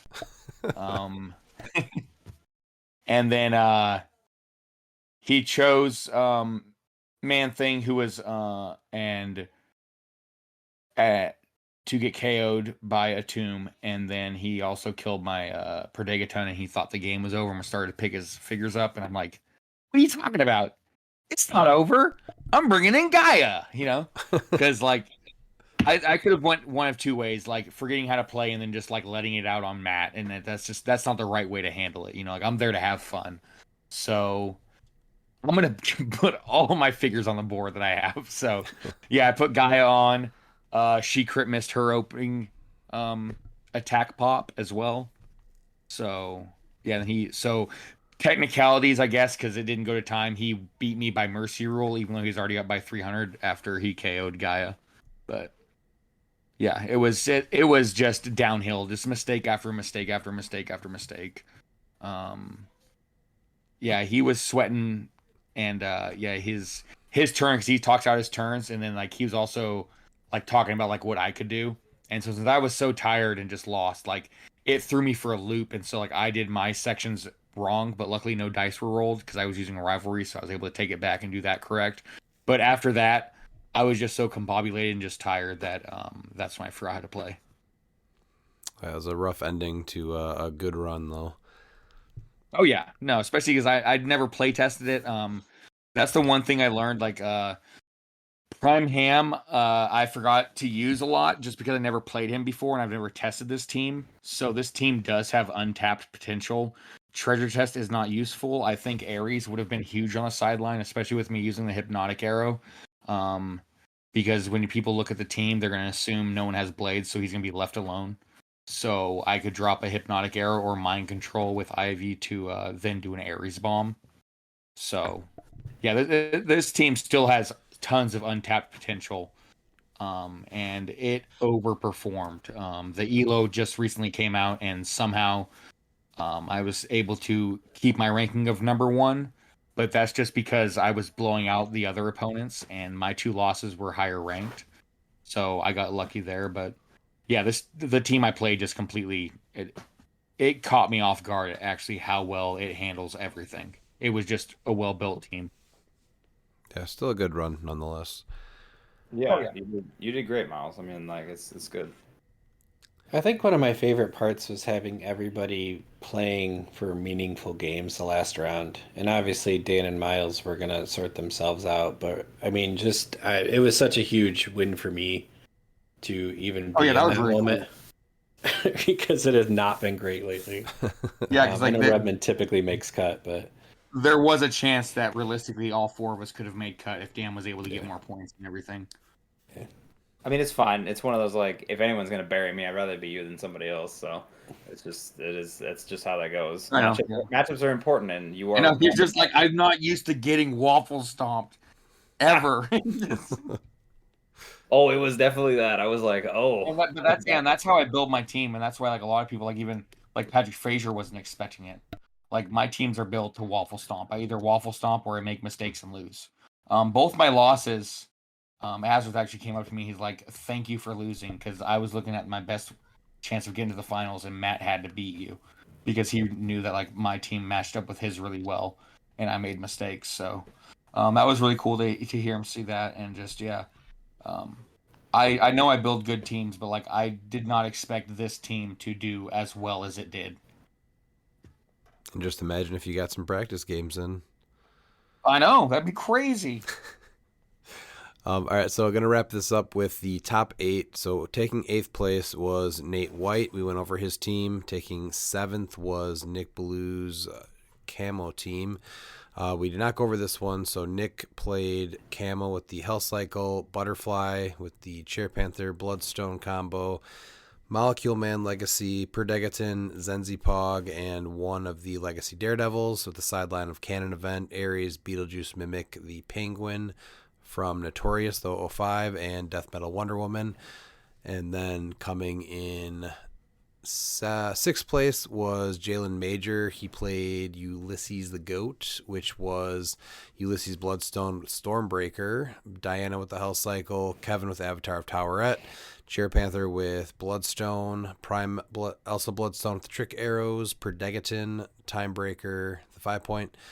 And then sideline was Fortify, Pin Particles, Rivalry, Ares, Cathan, and Towerette with a nifty traffic barrel.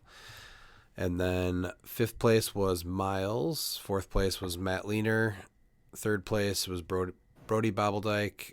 Second was Azareth Strife. And then winning the entire event was Logan Prignano of the Flying Prignanos. So congratulations to Logan. That was an awesome showing. He ended up going 7-1 with 2,100 points. Also, if you look at the meta in top 8, I think this is the most diverse top 8 we've seen. I just went to it. There's 33 different main force game elements, all the way from Perdegaton down to Plastic Man at number 33. Like, not a single team was the same. So this top 8 was insane. Now, I will say And the actually- most commonly played item was the Chair Panther, though, on 21 teams, which I think to me does say something about what's going on the sideline is a little ridiculous. I mean, at least they're all interactive things on the sideline. I do like that. Like everything. No, it's still crazy that the 200 like, Legacy Panthers only being played because of how ridiculous the sideline is. And that's why its price is so expensive. Well, I think when you look at the sideline, what was the top one played piece on the sideline? It was Keaton. So, like, that's obviously a reason people don't want. Yeah, even if they handle him, 28 you're still teams. you're still gonna want. Yeah, You're still gonna want to play him because of all the one shots, and then everything else. The sideline is. It doesn't insane. feel as necessary, though, because you can still play your team if he's not there. I mean, I still played my team, but I've learned or I've practiced on how to deal with him. So it's one of those where, like, yes, he is annoying, but he's dealable. So. Still bad for the game. Pete, what were you going to say? Well, I just wanted to point out that Logan actually avenged his only loss of the day. And Azareth pointed this out himself. I mean, he had beaten Logan in Swift 300-0, and then when their matchup in the finals, Logan came back and won 300-100. So Logan learned from the earlier matchup. So congratulations, man. Yeah, he played really well all day. So and on Mm-hmm. Sunday. So. But that was our Adepticon weekend. Oliver, Christine, and I are going to be doing a video recap of the event and post that on YouTube this weekend, so keep an eye out for that. We are doing a new type of format next Monday at our local venue that we're dubbing Duos. It's basically a 2v2 where all 4 players are on the same map.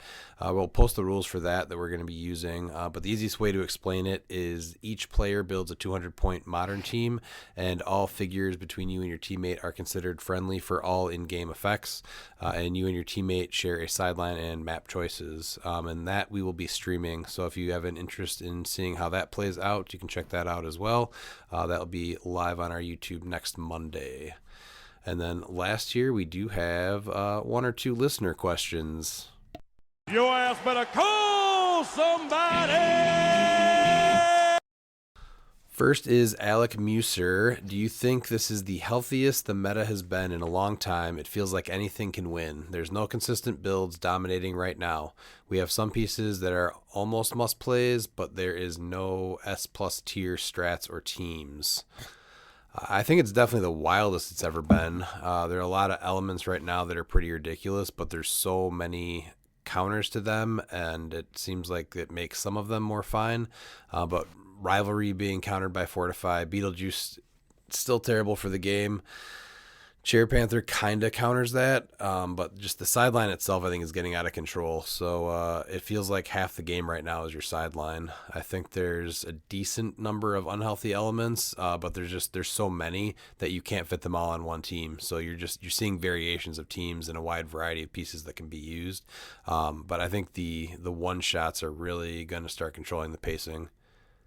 Really, I feel like the sideline is, like, besides the obvious outliers, like, a pretty good spot. Like, most of the items that are on teams are either, like, you have to pay for them or you have to have a keyword. I mean, that feels pretty good. It's not only the one shots in Keaton, like, and he's not even mentioning. I know you like him, but Ares, like, stuff like that with Ares working with giant reach and everything. There's some that are just ridiculous and can No, just Ares I'm accounting as an outlier. I'm saying like him. Yeah. Like I'm just saying in general, the other game elements, at least they're like paid for, or they like in some way are like attached to your team. Like it's not just. Oh no, your rivalry for 5 points is just ridiculous. Yeah, again, Yeah. that's more of an outlier. I'm more or less just Yeah. thinking like the gems are fine. Like the other 5-point one shots are, I would say for the most part, are fine.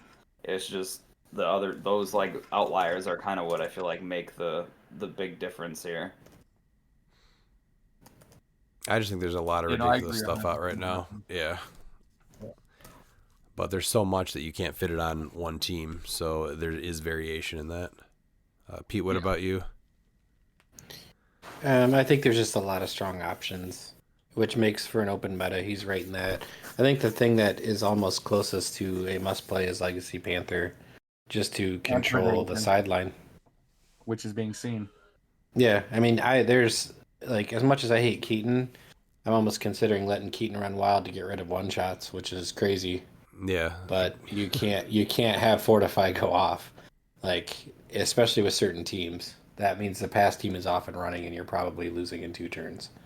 Which is why yeah. the healthiest in the meta, that's a weird word to use to describe it because I'm not sure if healthiest is the right, but it definitely is the most open. Yes. Constantine. Yeah, because it looks like if you look at the 50 points of Porters, who got replaced by 50 points of Panther and Perdegaton. Yeah, of must-play stuff. Yeah. Konstantin Savitsky, great info on your last podcast about how to deal with figures like Ghost Rider. This is the kind of stuff I love. What are your thoughts on Chair Panther becoming increasingly annoying to see? I find it impossible to build for Swap and Butterfly and the totally not broken Watcher Starro combo now. Beetlejuice is way worse, but Chair Panther is becoming a close second for me. I feel if Beetlejuice didn't exist, T'Challa wouldn't even be a necessary evil. For me, it's more I'm tired of building with him than seeing him. And the price tag is honestly just ridiculous for a legacy piece. But I haven't even thought about him with Silver. Yeah, if I don't have to build with him, the better. And that's what sucks is like I have to build with him because some of my figures do use freeze, and it's like my team is a scientist team. Like if you look at it, scientist, except for 30 points of Chair Panther. Yeah, there's a bunch of theme teams I've started. Yeah, I've started to build a bunch of teams, and it's a theme team. And then you look at the fact that it's just shut down by not being able to do what the pieces do because of the free actions. And it's like, well, there's no point in playing this. So what do I take off to add Panther? Yeah, I just think it's fatigue. You have to play it. We talked about the sidelines. I guess you don't have to play. You can choose not to play it. I know Dan doesn't play it. But I feel like that just opens you up to things that are worse, in my opinion. So I choose to play Legacy Panther. I guess that's fair.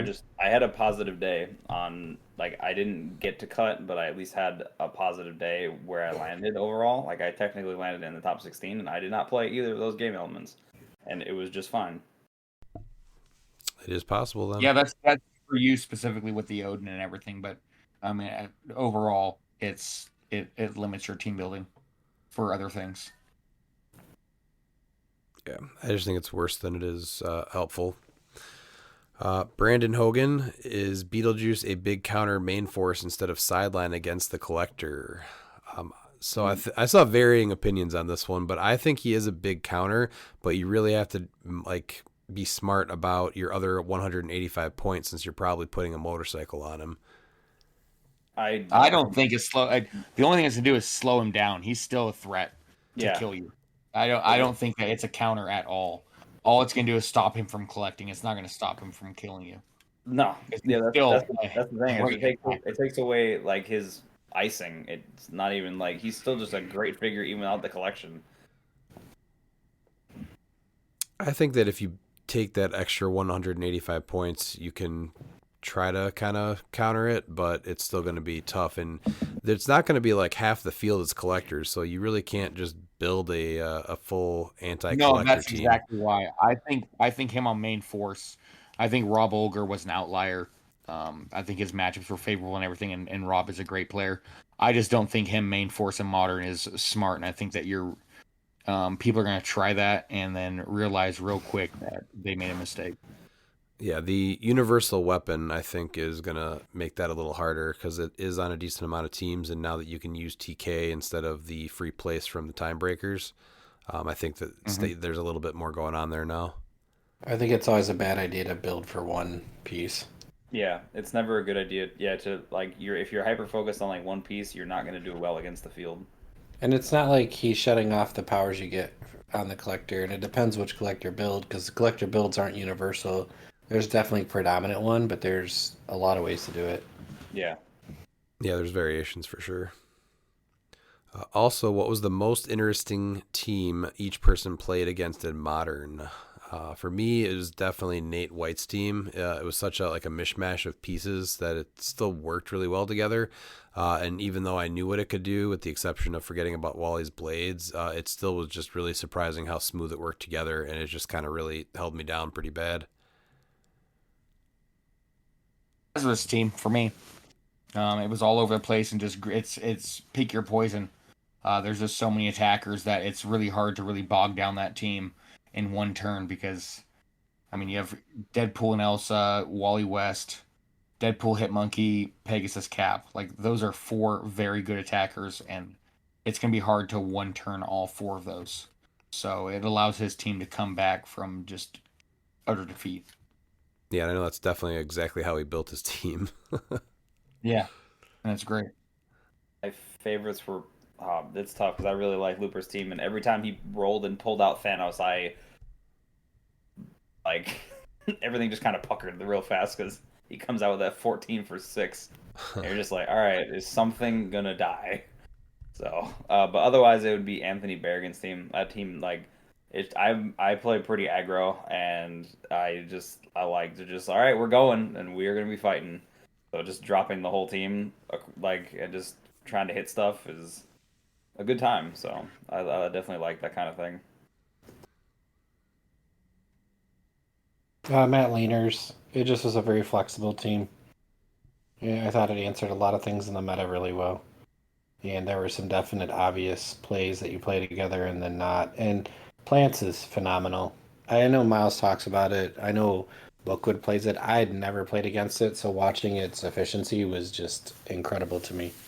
Yeah, it's rough. Like, yeah. Yeah, and- if you go against someone that knows how to play Plants, it's not going to be a long day. It's going to be quick.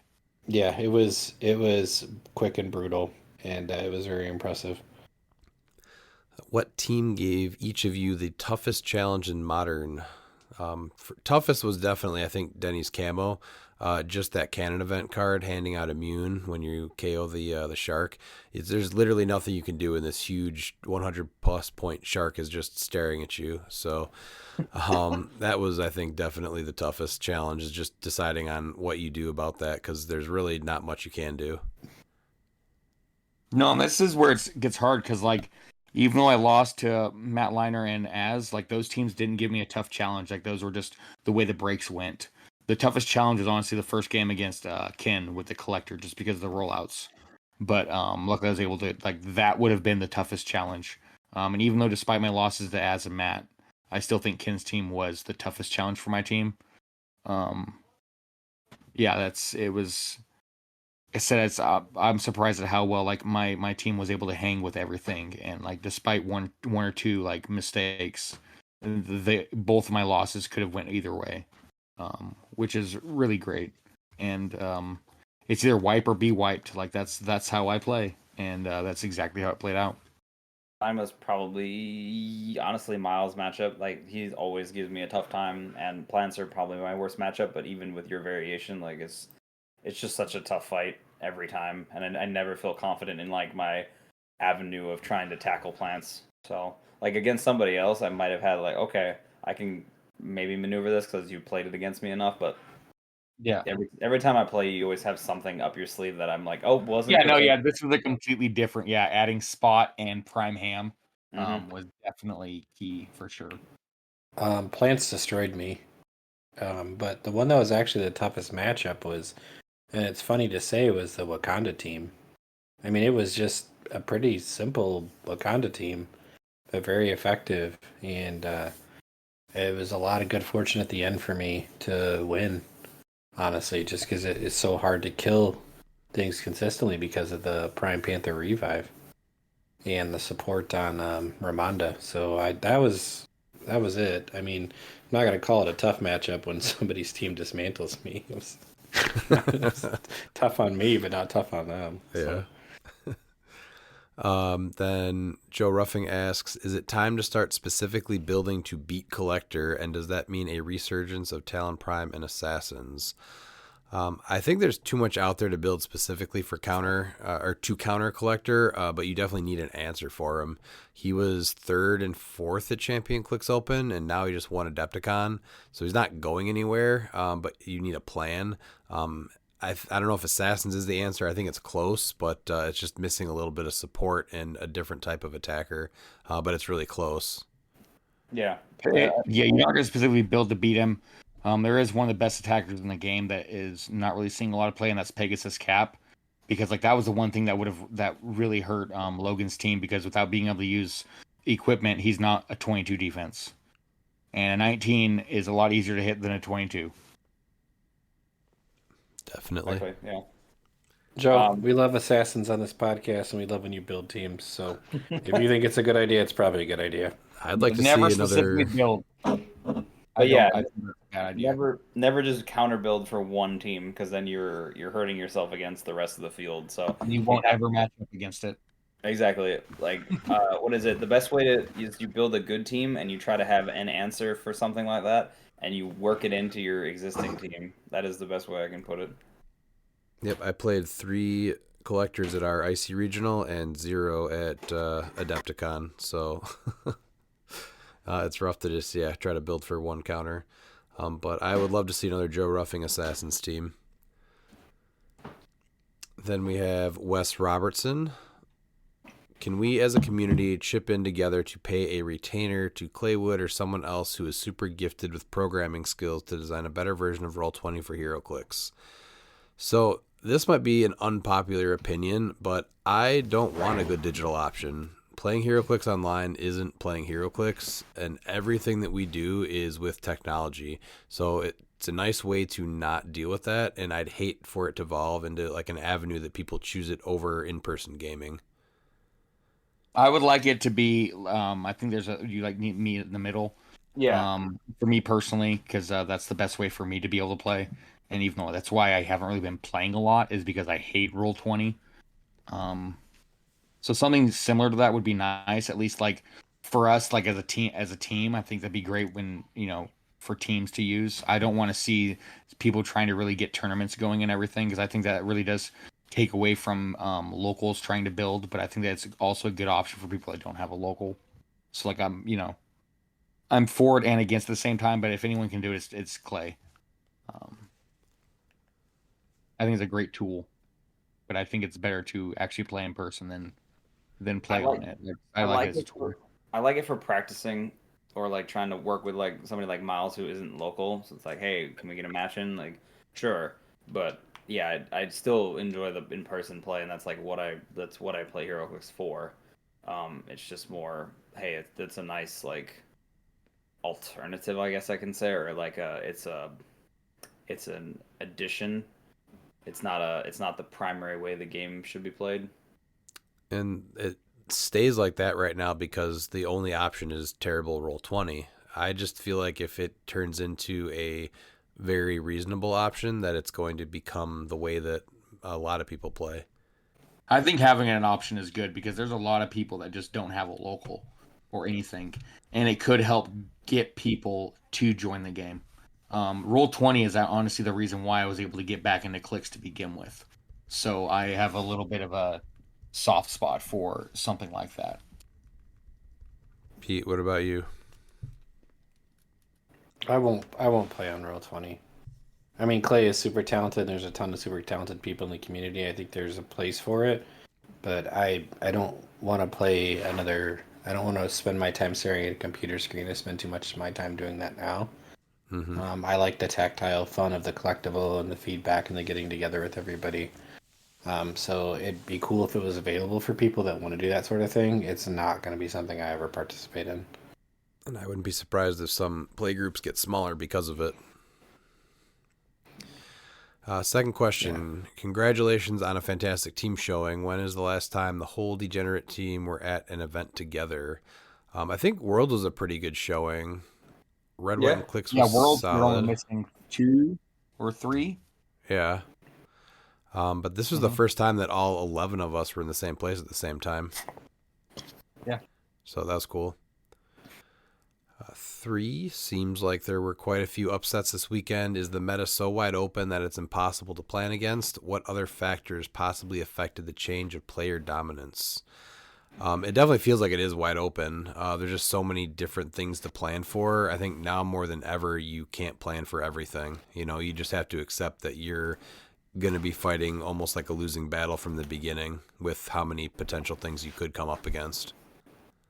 I actually don't think it's impossible to plan for everything, because if you're talking about figures, then yes, but there is only a finite amount of play styles of like tactics to range everything, and so I think that if you can plan against that rather than specific teams themselves, I think that it's totally fine. That's what I did. That's what I prepped to do, and it came up huge. It is wide open, but yeah, I still think that it's very possible to plan against stuff. You just have to do the right thing and just know how your team works and just go from there. I think points are just tight. It's hard to fit everything on your team that you need. I guess, I did.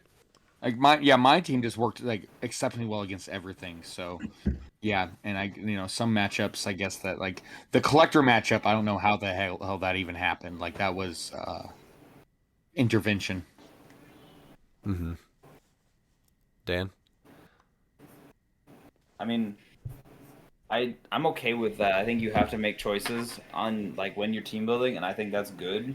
Where you just can't be like, I've got everything. I don't really like that. I think team building is about making choices, and that's important. I don't necessarily think like it's. I mean, it's very wide open, but at the same time, like Miles said, like it's more about knowing how to play your team and then adapting like to what you see across from you. Like the biggest thing you tell me is target acquisition, and that like was huge for me this last weekend because I played a bunch of different teams, but it was all about what to hit first or what to deal with and try to shut down first. Mm-hmm. Pete, where do you lie with this one? I think most of the way to play this game, in my mind, has always been risk assessment. Like, know what your team does, know what beats your team, and when you see something across the table that's going to chew your team up, try to get rid of it as efficiently as possible. I mean, that's really kind of how it goes for me when I try to figure that stuff out. Mm-hmm. So, besides 300 Modern, what are some highlights from the other events over the weekend? For me, the first time ever, it was actually winning some BRs.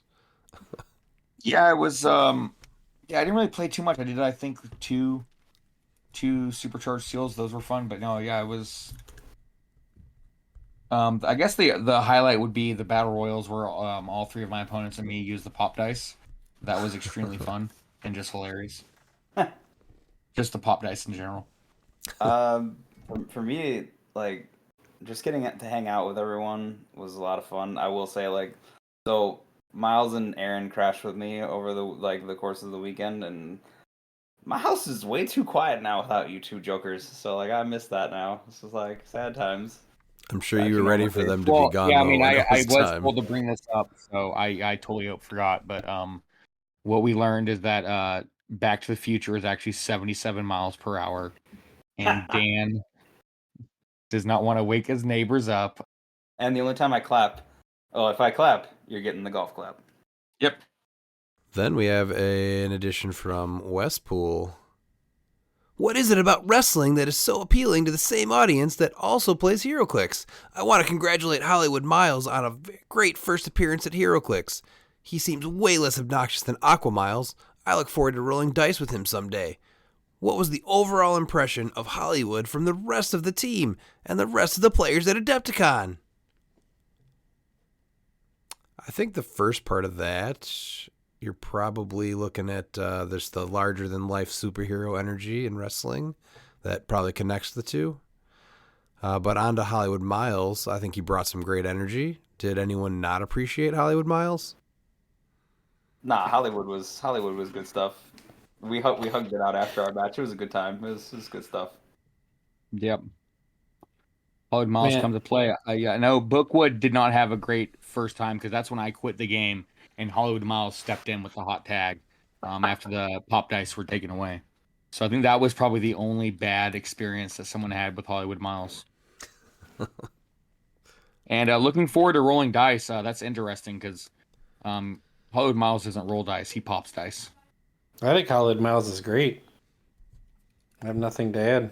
Him hooking up with Macho Man, of the Pragnanos to form the superpowers. Yep. You know, Randy the amazing Randy Pragnano. One of the great moments of the weekend. Oh, for sure. I never thought I'd see that in person. I was like, oh, I'm watching the birth of a legend. The moment he Mhm. said, "I see the lust in your eyes," Hollywood Miles died. He wasn't ready for that. And then at Worlds, there's a pretty good chance that we're gonna have Missy Logan Beth show up. What? Missy Logan Beth. All right. We're gonna have Logan wear the polka dot bikini. He's gonna be Miss Logan Beth. I For the don't Mega think, Powers. don't think that's gonna happen. We've already talked about it, and he's down. We're gonna have Missy Logan Beth All right. with the teeny weeny polka dot bikini. Well, moving on to question number 6, unless somebody I else was wanted waiting to until add we went something. off the. No, I was waiting until we went off the rails. This is about the right time. All right, number 6, deep cut, iconic set based on the best superhero show in the 80s, Greatest American Hero. What would be included and what would be some of the powers? I've never heard of it, so I definitely would say it's mistitled. I did look it up and it looks terrible, so I wouldn't even buy it. Does anybody want to defend Greatest American Hero? No, I didn't watch it. I don't even know what it is. Yeah, I'm not really sure how to feel about it. Wow, that really Maybe surprises me, Miles. Seriously, you didn't watch it? No. Yeah, it was fine. It was on my like radar. it was like a comedy. Basically, this guy gets superpowers, and he's supposed to read like a manual, and he never reads the manual, so he ends up like learning how to fly and stuff backwards. It is a really obscure reference. I mean, it would have to almost have to be like a semi-comedy set or something with like a spinning dial with like equipment that because he never really knew how to use his stuff correctly. No, yeah, I've never seen it before, so I'm gonna have to. Yeah. Yeah, we shall see. Yeah, I'll give it a go. It definitely looks like right up my alley, but yeah, can't really say I like it or not just yet. I will not be giving it a go. Dan, will you be giving it a go? Probably not, but I will admit the Chinese character in the center is interesting, considering it means center. But that's all I really got for that. So Okay. 7th question. If they made an iconic set based on characters all played by a single actor or actress, who would the actor be? For example, Dwayne Johnson, you'd have his character from Doom, WWE, Black Adam, Jungle Book, etc. How about Jim Carrey, so we get Ace Ventura? I'm down for that, and we get Mask. Let's go. Yes. I think we've talked about Arnold Clicks, right? Yes. Arnold Click, we definitely have it. Yeah. So until we get Arnold Clicks, I'm holding out for Arnold Clicks, unless we can get a Hulk Hogan iconic set. And I don't want just Hulk Hogan. I want him from No Holds Barred. I want him from Suburban Commando. I want him from the Nanny one. I want all of Terry Bollea and all of his amazing roles. Yeah, and especially Mike McBride from his double movies from 97, 98, Assault on Devil's Island and Death Mountain. Is that your answer too, then? Yeah, because I also want Dave Dragon from Three Ninjas. Oh, I forgot about that. That was like Three Ninjas Yeah. 18 or something. Or, yeah. What was it, like something on Mega Mountain? Yes. Yeah, Dave Dragon. Dan, do you have anything? Jet Li would be cool. You can get him as there's like a couple different movies he was in that was like really neat. So I think he'd probably be my like top pick for that as far as like multiple. Like you get him in what? What was it? There was the. He was in a few movies that were like interesting. The movie with the fighting? Yeah, I'm sorry, I'm drawing a blank on what he was in, but I. His first American role. I just want to create this as if you were in Hong Kong, you'd be dead. From Lethal Weapon 4. Because he says that like that's like one of his only lines. He says multiple times, if you were in Hong Kong, you'd be dead. I just want it to be a trait that it's like Blue Beetles, where he just rolls into 4 through 6 days. You're just dead. In the game. Yeah, they're just dead. He's like, I guess you're in Hong Kong. All right, last question. Number 8, full service podcast. I'm still looking for an Uber Clicks to Origins so Miles can stop busting my balls about missing events. He did get a reply. Barnstable says that if he's able to leave when he's driving through, that he will pick him up and take him home. So it seems like, yes, we are a full service podcast. There you go. Yeah, it looks why like is this guy whining if he's getting offers for rides? Full service podcast, as stated. I think Exactly. that Thanks, Anthony. a lot of paths like go through that city to go there, so you should be able to find something. Yeah. Hopefully that does work out. Sorry, so he was in Forbidden Kingdom, The Mummy, Tomb of the Dragon Emperor. What was that? Don't IMDb your favorite choice for movies. Hey, well, My first I can second let you thought- know exactly what he's in, okay? Because he remade Fist of Fury with Bruce Lee in the 90s. Yeah, he was in his American movies are amazing. The One, like imagine that, just tons of That Jet one I Lis. saw. Oh god, that would be amazing. I haven't seen. Or that when he one played before. Danny the dog. I'm not going to lie to you guys. I was half paying attention when Dan switched gears on me, and I thought to myself for a second he was talking about West being in movies. Oh no, Unleashed with Hoskins, where he's trained as like pretty much a dog, and they do underground fights. And he plays Danny the dog. That sounds terrible. No, it's actually a great movie. Morgan Freeman and his daughter. Morgan Freeman plays a blind guy, and his daughter like rescue him and like treat him like a human. It's a great movie. Unleashed. Sounds Highly better recommend than Greatest American Hero, but I won't be watching either of them. No, There's- you need to watch Unleashed. I'm telling you right now, you need to watch Unleashed. You will be There's- pleasantly surprised. Listen, there wasn't a lot going on TV back then for superheroes. Yeah, Greatest it was- American What are you Hero talking wasn't about? that There was bad. the Hulk, the Incredible Hulk But TV this show. Was this was actually prime time, Miles. This was like a prime time show. So was Hulk. Hulk was prime time. Was it? I only ever saw it Bill in the damn Bixby? reruns. Yeah, Bill Bixby. Well, it was made in the 70s. Yeah. Bill Bixby and Lou Ferrigno. Oh shoot. Mhm. Another question here. This one by John Michael DiGiulio.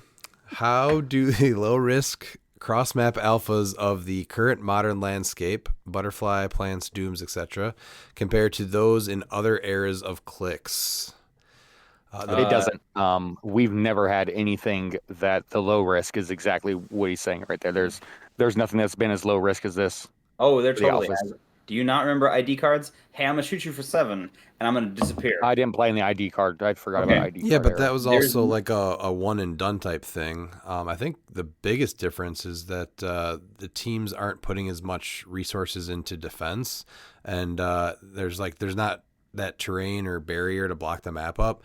But the teams themselves are just so much more damage efficient than they used to be. Like I'm not a fan of the tactic, but at the same time, it's just a big exactly what he says, like low risk, high reward, where you're not putting a lot on the line and you're able to do so much damage just with the point values and the way that you can pump damage into these tactics. Okay, I I'm- crit missed with Spot 3 of my 6 games Why'd you do for my that? opener. That's just I popped it. It popped. It was a crit miss. And he didn't die in 2 of those games so because he was able to free flurry and heal up yeah, with steel energy. Steel energy, yep. So granted, yes, there are some like cross map stuff. But Butterfly, I don't necessarily think is like high damage across the map. as far as that. Like mind control is good. Plants, like you're investing, that's like the whole team, or at least generally speaking, that's most of the team. It's a third of your team. It's at least a third. Yeah. Ivy and Man Thing is a third of your team. Yeah. So and most of the plant teams built into it. It wasn't like they just did like a third of the team being plants and then, the rest was other stuff. And then Doom is with the support put around him. I think that was at least about a third because he had arrows, so he's 85 points in and of himself. And then so I don't like at least those three examples that he pointed out, like to me, you're paying for that level of like utility and just the ability to hit from pretty far away.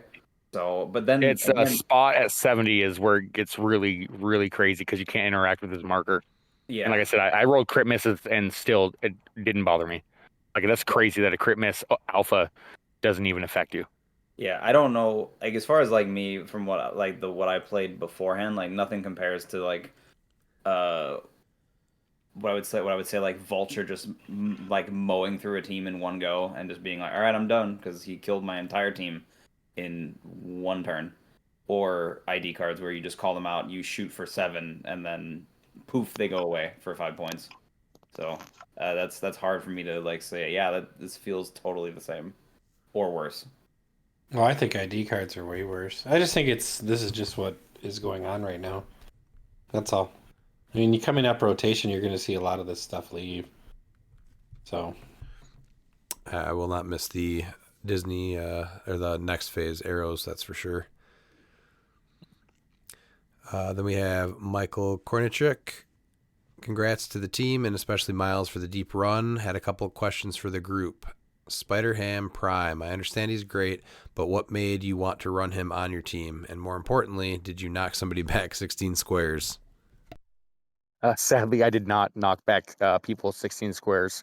And like I said, I'd never played the team, so there's a lot of misplays on my end with Spider-Ham, but I did add him to the team for that plasticity and then not being able to be range attacked. And like that came up huge in game 2 because he had Butterfly with arrow, and I let him know. I said, just to let you know, you can't target me.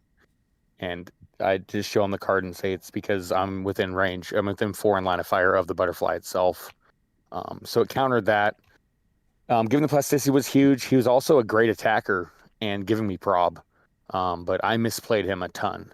And he almost felt like a waste of 50 points, but that's just because that was pilot error on my end. I could have used him to be a lot more effective, especially in my loss to Az. I really messed up by not really realizing his reach, undercalculating that. And I also like the character, so I'm still going to be building with them. You got a shirt of him too, don't you? Yep. Yeah, I brought the shirt there because I'm like, you know what? I'm gonna make top 8 and I'm gonna bring the shirt. Let's make it happen, and it happened. So, yeah. Yeah, he's on one of my teams that I'm building with right now. He's really good. That trait's insane. Alex Mater actually came up to me right after the Swiss, and he totally didn't realize that it gave him the entire trait. He thought it was just plasticity. And he's like, how could you keep this from me? He's like, this piece is insane. I'm like, we literally went over that. We're like, hey, this piece is Yeah, good. I told him, I said, I felt that I needed to. So he was the first person to, make cut with Prime Spider-Man. So like, I felt it was my turn to be the first person to make cut with Prime Spider-Ham. So. What about Spot? How did he feel when you played him? Do you think he'll get more love in future events? And did you get a lot of judge calls about how he works? I did not get a lot of judge calls because I had the card, and so I had them read the card. He will be getting more play. My one mistake is giving him hypersonic speed when I should have been giving him sidestep more often. I thought the hypersonic speed through my just placement testing would be the call, and after actually getting play with him, I think sidestep's going to be the right call 90% of the time.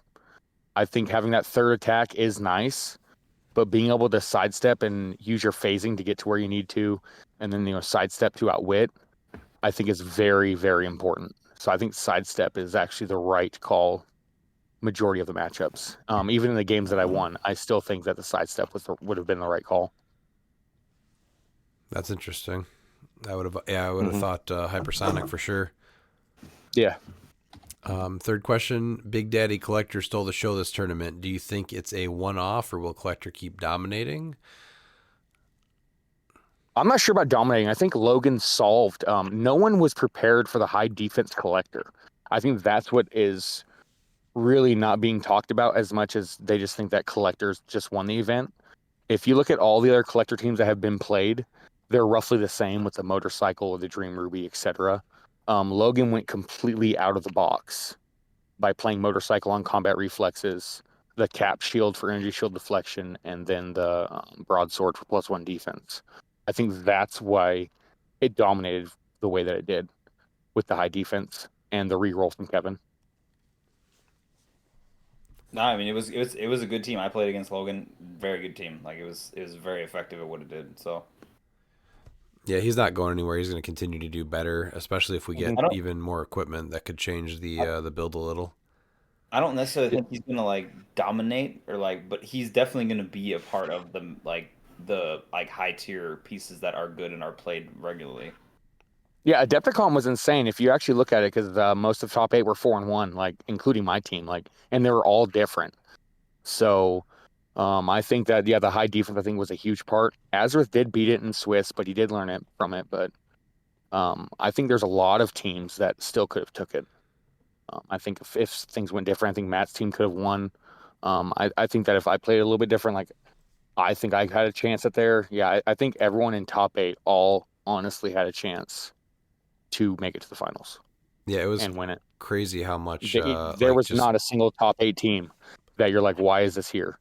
Yeah, it was like, crazy how much matchups like just mattered a ton. It was not clear cut in any way. It was just like the Wild West. I am curious what would have happened if because they weren't able to, because both players agreed on the score and they didn't realize the difference in points for Brody and Azareth, and so that would have I wonder how that would have changed it by putting Azareth at second or at first and Brody at 5th. Yeah, that was one call I didn't like. I agreed that it was something where if it affected just the 2 people that like reported it like that was already set and they should have caught it. But the fact that it also affected the whole top 8, I was not a fan of, actually. Yeah, because it affected all top 4 or top 5. Because Az would have went to first, and then he would have ended up playing. Who would he have played? Azareth would have played whoever Brody played. I think it was Nate. I would have played Nick instead, and then third place would have been, I forgot who third would have been, but they would have played Matt Liner, I think, or something like that. Yeah, it would have changed a lot of the matchups, and so be really curious. In fact, I think it changes every matchup. That's something the top 4s all changed. So then we got the 4th question. Been thinking about getting a cliX case from cliX Forge. Do any of you guys have one, and would you recommend? Well, our family has 6 of them, so absolutely get one. 6? Yep. Holy crap. Okay, didn't realize there was that many. All right. Wait, is it technically 7, or am I? I have 3 of the Degeneration cliX ones. I have the Ravage one and the Soundwave one, and then Oliver has the Little Ravage one. Okay, so Christine doesn't actually have a personalized. There we go. That's where I missed the math there. Yes, not yet. But my personal recommendation is a custom deluxe case. But you really can't go wrong with any choice. Yep, I agree. Yeah, I have Yondu, and I did have the D-Clix one. Teresa, who's a teammate of ours that helps us with all of our design, I did end up giving him the D-Clix case because he couldn't afford a case. So I'm only down to my Yondu one, and totally glad that I was able to give him that for what he has done and helped with our design and for our podcast. So he definitely deserved that. I have 3. They're awesome. I'd recommend a deluxe one too. Custom design. You can get whatever you want. It's a great experience. Adam is incredibly responsive and involves you the whole time and makes it super easy and gives you feedback throughout the design process. And sometimes when you're working with him, you come up with some really cool stuff that he'll incorporate later into other things. So Yep. yeah, do it. Pop dice will be added soon. That'd be amazing. Then I guess we missed a question from Wes. Why do you get the most active involvement from the community than any other podcast? I'd say the number one answer is because we do 3-hour listener question segments. Yeah, that's exactly why. We go over all of them, Yep. including all of Wes's. It's not on here, but Paul did ask that this is a new relationship. When you will stop asking 7 questions. Clearly a joke. We love all the interaction. Like that's what helps us keep us going. There's one of 2 ways. Like get a ton of questions or nothing. And I'll take a ton of questions every time. Every time. Yeah, and to be fair, Barnstable almost tied with Wes for the amount of questions, but he submitted that one later, and so it bumped him up to one above that. So yeah, that's exactly. He had to. He probably saw that Barnstable was tied with him, and he's like, "No, I'm gonna ask them." This is my thing. Yeah. Damian Davis. So we have 300 modern, BR, pulp, sealed, and supercharged sealed. What other types of scenarios would you like to see be added to the list? I want to see 2v2s, silver, and theme. Theme is one of our favorites. I know it's mine. I think it's your guys' too. Yeah, no, I think that just instead of just like 2 different 2v2s, I think your 2v2 is what I want to see, where it's 400 points and each partner makes a 200-point team and 2 players against 2 players on the same maps. Yeah, I'm excited to give that a try. Yeah. I think there's a lot of sealed happening, and I would like to see some more like smaller mini constructed events. Mm-hmm. Did Dan or Pete, you want to add anything? I'm anxious to see how the 2v2 thing that's coming up on Monday goes. But more Highlander. Yeah, Silver. Highlanders. That's what I like. Silver. So yeah, there you go. 2v2 silver and theme. yeah, you pretty much hit the nail on the head there. There's not really much else I can do with that. I haven't really tried the supercharged sealeds, but they look like they're fun. So They're fun if you like pull well and you can put a bunch of fun pieces together, but exactly what my fear is with doing them is what happened on Thursday. So I did no more the rest of the weekend.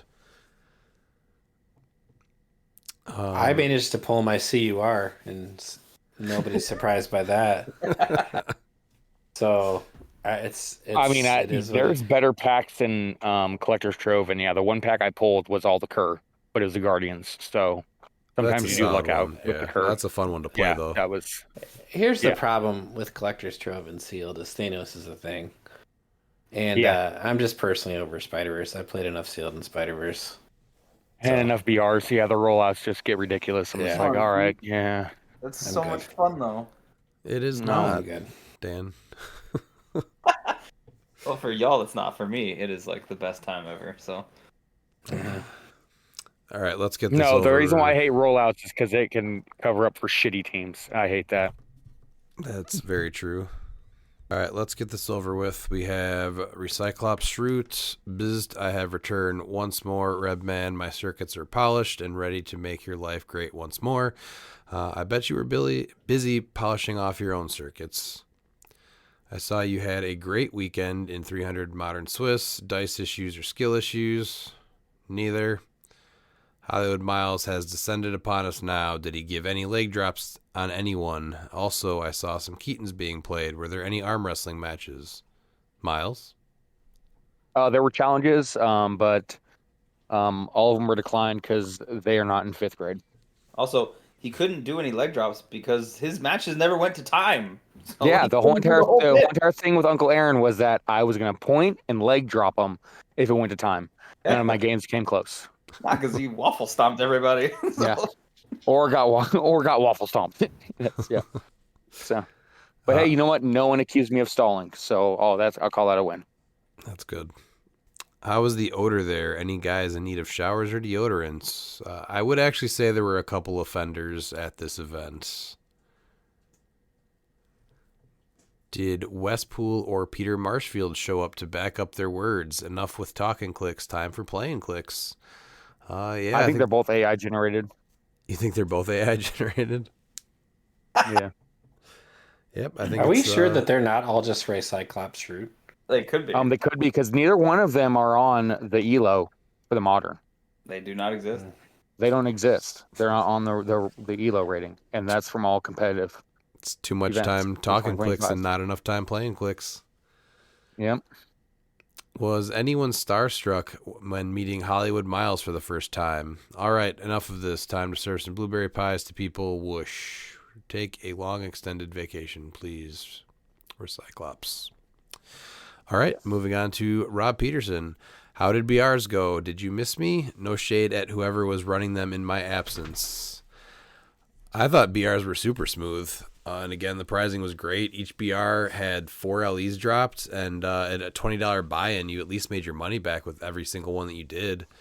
I think I've only been to 2 BRs where Rob was also there, but I do believe you did a great job placing the LEs on the table near the end of the game, but your presence was missed. Hope to see you at Origins or at least Worlds. Yeah. Yeah, and I hope that you make it a thing to where no one needs to bring dice. And so this will encourage new players during the learn to play. If they don't have dice, that you just have pop dice at every BR table. So that way it's inviting for everybody, not just HeroClix players. I'm not Really, sure. there were some people with bad BO there. Was it HeroClix players?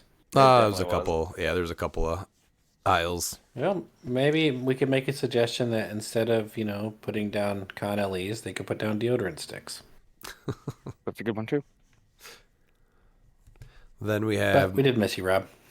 McConnell Lamar. Hey, gents, I hope you all had a blast at Adepticon. I found some of the figures missing from the field or with low representation quite surprising. Ghost Rider, Hidari, and Prime Colossus, etc. What other figures fell into the category for you all, and what do you think the reason is? I think those 3 are the top 3 that I was the most surprised about still. Kong. I just don't. Yeah. Honestly, I think Kong is kind of dead because of Bloodstone. Not even the because he started to pick up play again, even after the decline in the play after the what's the word I'm looking for? Yeah, the free the after errata nerf? or whatever it was. Yeah. Yeah. So people realized that he wasn't dead because of that errata. It did not kill him. But the big thing is that the Bloodstone not being able to heal him, I think really hurt his survivability. So I think that's what hurt him. The weird part is though he's still so good even without all those extra boosts. So like for me, like losing the healing is a pretty big deal. I get that, but you can shift into something else. Like you could go back to putting Khonshu on him instead of Gaia and Chthon. You can do some, like you can do other things with him. He's still a great attacker at 50 points without all of the extra. So I don't really see you just shift how you play him. Like he's still just an amazing 50-point attacker. So the other thing that hurts him too right now is if you're shifting people onto Brox and you have a barrel that causes him a lot of problems, and if you're outdoors, which a ton of maps are outdoors right now, you can just shoot him from anywhere. And then, So, but now also too, the Nth metal gets rid of his stop clicks right away. yeah. And there's way more pieces now that people are playing that are higher points than him, where that was not the case a year ago. Mm-hmm. No, I just think that for 50 points, he's still a solid investment. So it is a little odd to see him fall off that hard. I think the biggest one was Ghost Rider. He just won the last major event and was on both the first and second place teams. Colossus. I think people were counterbuilding. It's for. I think that's why people were counting. How are people counterbuilding Ghost Rider? Your only options really is just to attack him or the elevated that I talked about. Other than that, I mean, you really just there's nothing you can do so that he can't use powers or take stuff away. I think he's difficult to deploy. I think that's why people don't go to him. Just I think slower. that's probably the biggest thing is he's at 1x2, so deployment on him is always an issue. That's why I really actually want to play him, but it's always I go back to that same issue of how do I get him over there? And probably too, placing him is probably complicated for people that don't understand doors and windows on the map. We don't have doors and windows anymore. Yeah, and pretty soon we probably won't have peanut bases because people are so confused on how you swing, or you can't swing the bases, so they're confused that you move them differently. So we'll see. I'm always surprised Prime Blue Beetle doesn't get more play. I'm also Like, surprised. really, honestly. I'm also surprised that Prime Panther didn't see like any Yes. play. Yeah. I was That like, was what? that was one I was very surprised on. So many great primes. That's why, yeah, no, but there's so many great primes. That's why it's hard. Yeah. What do you There's think too many the primes that are underplayed. reason for Colossus was? I think that's more just people are tired of him. Maybe the fear of Collector just collecting him. That was also that because you just have to hit with Collector and then he's gone. So that's like he's great for 80 points, but not when he just gets collected and suddenly Collector's even better. Yeah. Well, it takes 3 rounds, That's Yeah, but like- and you don't want to collect him with Collector. and you got to Because hit a collect- 20. If you collect, do you have to? no, No, it's you a don't May. have to collect. Okay. No, it's Yeah, a because May. if you had to, that would be definitely you never want to collect him because giving him Battle Fury is hurtful for collectors. What about? I think it's just fatigue with him, honestly. He's just gotten played so much. He's still amazing. It is nice not to see him on 90% of teams. Yeah. What about Hadari? I think it's just easier to counter her. Yeah, Yeah. she's the fact that this is almost proving that range is dead when the most broken range piece we've ever had is not being played. Actually being played, yeah. Yeah, she's the most broken range piece we've had in quite some time. And It's then just straight up wild to me that like she's so good and she's not seeing any hardly any play. I'm like, wait, what? I just think she just gets chewed up too easy. yeah, and if you start getting rid of the rest of her team, Yeah, and if you're down a third of your build and your main attacker quick, it's like, well, that was cool. So any other pieces that you thought you would see more of? Mhm. He named my top 3. Let's see. What about surprised at how many of one figure that you saw on teams? I think Camo was the most commonly seen one that I was surprised about. I was not surprised by that, I guess, but I was. The amount of Chair Panthers was Yeah. insane. That was. I knew we what were going to see a lot, but I didn't think we were going to see that much. No, I did not expect it to be, 27? yeah, the majority of teams of Yeah. the field. I was not expecting that. I was like, oh, here's another Chair Panther. I was like, wait a second, what? Yeah. Yeah, because people want to play their teams. I mean, I played my team and it was fine. Like, it's like I just was really shocked at that how many there were there. Yeah, but your team is such an outlier that you look at other pieces that people want to play, they need to. Not everyone wants to play Legacy Odin. I get it. I was That's an shocked outlier. how many there were. Like I was like, oh, okay. I can't play my team without Chair Panther. Oh, I know. I get it. Your team is very like free action dependent. I understand that. That's exactly why. Yeah, he was being played. I just was- wasn't expecting 27 of them. No, that was where I was at. Was like, whoa, that's way more than what I thought was going to be there. But with like how frequently we've seen Camo lately, he was on 3 teams in a 35-person field. I feel like that's pretty high. That feels. I mean, he's great. I don't know. Like that feels honestly a little low, to be fair. As Like, I what thought we've been maybe- seeing. I don't know. Yeah, he felt like he should be picking up steam, honestly, but he. I was surprised to see 3 for sure. Yeah, he was my number 2. I'm like, wow, I wasn't expecting to see because I figured people just, if he's one of those figures like you said that you weren't expecting, and that's one of the figures that like can catch people off guard because people aren't expecting. When I was helping Nick build his team, I told him no, I said people aren't going to be expecting Camo. Yeah. there were 10 Kevins. That was more than I thought there was going to be too. That was another one of just like, oh, that's way more. That's one that I thought we would actually see more of than 10. Really? Yeah. I was. In a 40-person field? Yeah, honestly. I expected him to be, I would have said probably on 15 teams out of 35, at least. I expected to see more Ulysses. I don't know why he's not picking up steam. That guy is awesome. I mean, it might just be the timing of like maybe people just aren't like haven't had enough practice with him. I think that's why. I guess my thing is the Spider-Verse stuff. We hardly saw like really any of that come out in this at all, and I'm guessing because people just haven't really had any time to practice with any of it to build with it yet. Is what Well, my actually, thought that's is. a good point because we did talk about on our last episode too. But that's what I said. Where a set comes out this fast, and people are practice with their teams, and a lot of people just came out of Champion Clix Open. They're not going to just totally scrap their team. So what do we call the spot, which I think was the most commonly played one, and that was only on 3 teams.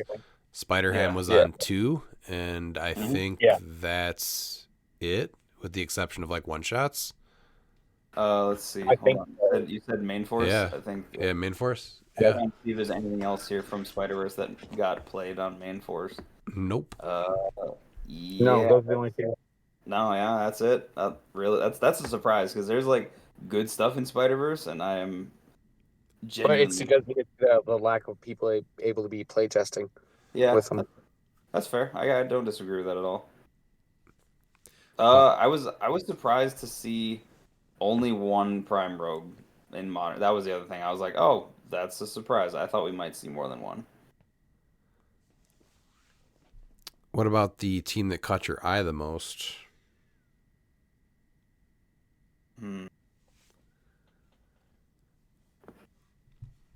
going through a few of them because like I didn't really have much time to look through it, even though like I really there were like. a few like, interesting ones. What was that? I really like Nate's team. To be fair, like his is like very out of the box and interesting.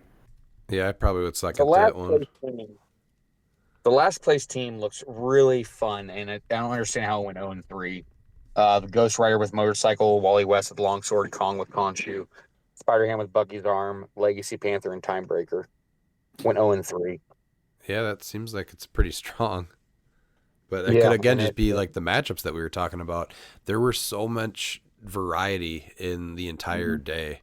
It was so matchup dependent.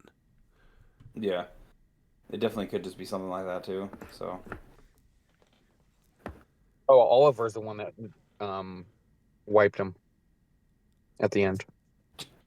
Oh yeah, I think he was collecting them, and I think he hit him pretty hard right out of the gate. Yeah. Yeah, so he went against 2 collectors in game 2 and game 3. So, Well, yeah, see, that's- it's exactly what it is. It's a team that wasn't ready for collector, but it seems like it could have easily handled a bunch of other teams, you know? yeah, So yeah, it was just a crazy field. Then we have Adam Majewski. Is Ryan Redmond going to finally move on from Blue Beetle or stick it out with him? So I put my whole team away Sunday night, and I'll be working on something completely new. I got 2 teams that I'm building right now. So Blue Beetle is on the back burner for at least the foreseeable future. Yeah. surprise coming from you. Usually you're like, I'm gonna take this and keep making it better over time and keep tweaking. Yeah, but this is when you look at the way that his matchups were, that it's I don't even think it's just his dice too. I think I'm not. No, I So, understand what you're getting That's at. exactly what I like to do, but I feel like the meta has shifted so much. I've optimized my build so much, and I can't do enough things to be able to feel good about what I'm going into the field like I did with Champion Clix. Like I felt really good going into that field, and it doesn't work like it did. I feel like there's too many things that have changed. So okay. a bunch of my pieces just did not perform the same way against the stuff that's getting played now. So I feel like it's time to put it to rest, and if it comes back up later, it comes back up later. I like my support still, but yeah, Blue Beetle I think is going to take a rest. He was fun. I just got a cosmic viewer, so I'm probably gonna make bad decisions for a little while. I support that. He's not bad. I honestly keep going back and forth and moving him to 45 points and just using him as the utility to turn the power off, which I did not ever think about doing until maybe, I don't know, 6 weeks ago. He's amazing at either point line. It's just he just turns into something different at 45. Yeah. No, But just man, telling I'm- somebody you can't use a power no matter what is kind of worth 45 points. Yeah, Yeah, it's Legacy Cosmo. Yeah. but Yeah. he can also attack now, which is even better. Jeff Yeah, Dumas. I'm just trying to erase things. That's all I want to do. And when I'll that never- happens, it'll it feels never- really good. But that's another Yeah, thing too. it'll At never 40, happen. at 45 Yeah. points, it's way harder to get that off. Because at 75, I've been able to delete Kongs, Man-Thing, Ghost Riders, and that feels pretty good. Swamp Things. They're Black Lantern Swamp Things. All right, Jeff Dumas, what are you guys going to change on your team for the next event? Well, for me, pretty much the whole thing, or at least the majority of it. I have a hard time ditching the support that I was talking about, though, like Predegaton, Black Panther, and Harley with the trick arrows. Miles, are you making any big changes? No, like I said, the biggest problem was going to be pilot error. So right now I'm looking at just removing the treasure chest for Ares. Just because not once I'm like, ooh, I need to bring out treasure chest. And at least with Ares, it's going to give me an option whether I'm using hypnotic arrow or mind controlling with Ivy. Okay. I know we got a little bit more till our next competitive event, but Dan, do you have anything that you might be doing differently? Are you sticking with Odin? There's part of me that wants to, and then there's part of me that wants to go back to the shark for the last like 6 months until he rotates, just because he'll I be think you out. go can shark. I'll be honest. I think that's I don't think that Camo really had a good enough showing to where people are like, yeah, we need to play him. I think that he's right on the cusp, and I think that there's still a better build out there. I got an interesting build that I've had for a while with him that I didn't put a lot of playtime in, so I'd like to go back to it and try it out and see how it feels. But I mean I still like Odin, but it'll change a lot because I'm assuming death metal is going to be gone after this year. So Yeah, but even then, I think that's fine. I think even without death metal, I think that you can still. I still think their team's there post rotation. oh yeah, yeah. Without, It's just yeah. about like recalibrating then and going, okay, well what do I fit here instead, basically. Pete, what about But you? yeah. Any changes? Man, I might change the day before an event, so you never know with me. I've talked about collector a lot. We're going into silver season, and so that'll change everything. But as far as the modern team goes, I really had a lot of fun with Ricky Pregnano's build of the famous flying Pregnanos. So I don't have a problem playing that again. That's my style of nonsense. So. We have Robbie McCants. How many questions will Wes ask this week? Well, this week we got to 9, Robbie. Can we make a poll of over under? Yeah, You had to pick like No, like we- seven we and a have to- half. but when we make it, we have to make sure that Wes can't see it because he'll be able to dictate it. That's So true. it's going to be private to Wes. You know what? It's nice that Wes Anyway. likes us this much. All right, we I got think we do. I think we make a poll and just make it to where it's viewable for everybody but him. So you can do that. all right. We got Maddie G. Should it be held somewhere more west? I think Adepticon is perfect in Milwaukee. I think so too. I think that's Yeah. I think that's right in the center. I think that's perfect. Yeah, I'm not going to complain. I got to walk to the event every day. That was great. One of us Yeah, we lived got minutes way more from than it. that. Yeah. That's yep. One of us Yeah. lived minutes from it. The other guy came and stayed at his house. The other two of us drove to it every day. We're good. Yep, it can stay. Keep it right there. Yeah. Just make it an annual event right there. Actually. Yeah. I think so, but and not just because it was in Milwaukee though. That venue was it was a nice venue. Oh yeah. Like there was plenty of room for everything. Even though we were limited on table space, we still had room for more people. I mean, you had so much room between matchups. It was so nice. It's Yeah. a nice area because you can walk to food. Oh, yeah. other Yeah. stuff. Yep. Like Yep. it's perfectly located. Yep. So Keep yeah. it there. Yeah, I agree. Thoughts on 300 Modern being capped and only having 35 players? I think it got capped at 40, I think, right? And then after registration closed, a few people dropped. 3 people dropped.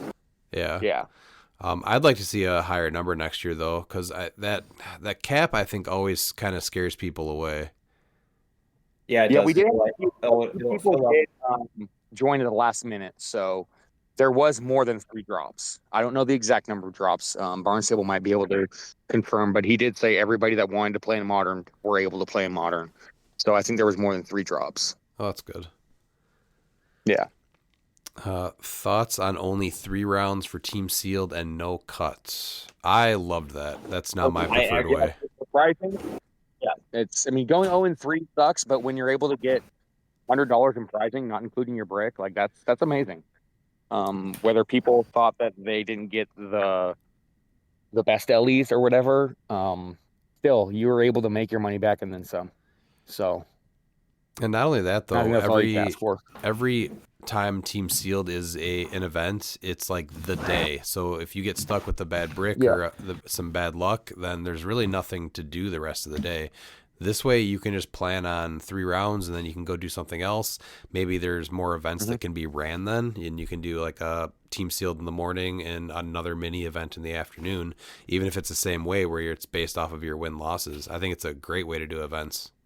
I think Well, like I said, you guys went 1 and 2, and you guys each got a Black Adam and a Scarlet Witch. And then Hawkeye Sky Cycle, yeah, and then 3 Yeah, other and ones. I think it was yeah, like that's- Calabac, Potted Groot, and the Parademon.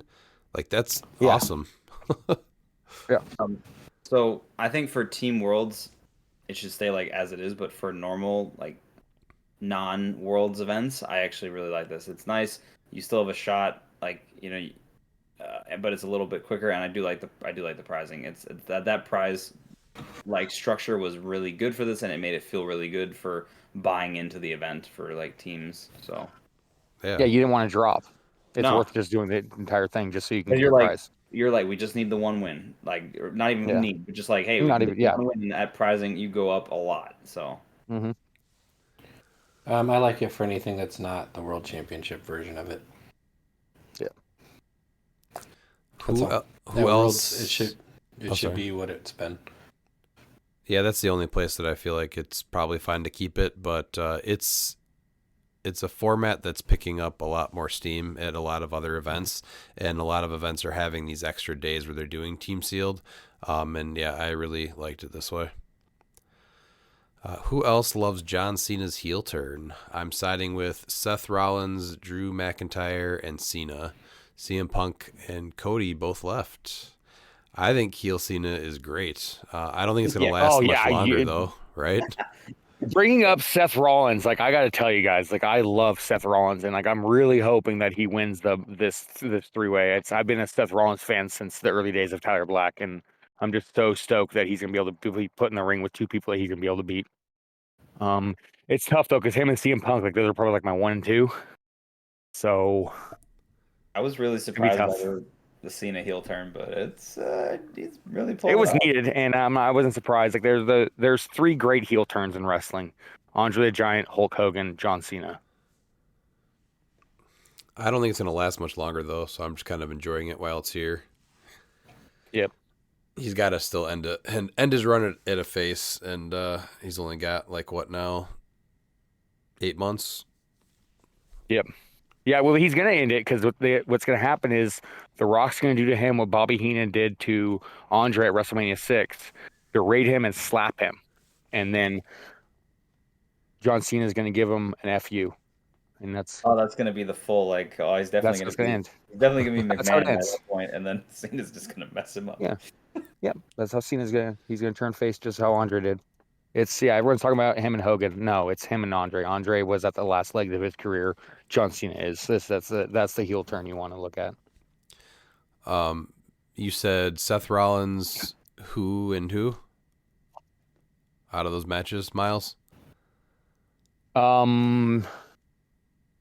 Seth Rollins. Ooh, what were the other matchups? Because it's him, CM Punk, Seth Rollins, and Roman Reigns in the triple threat, and then Cena versus Cody Rhodes, and then I think Drew McIntyre's going up against what's his face.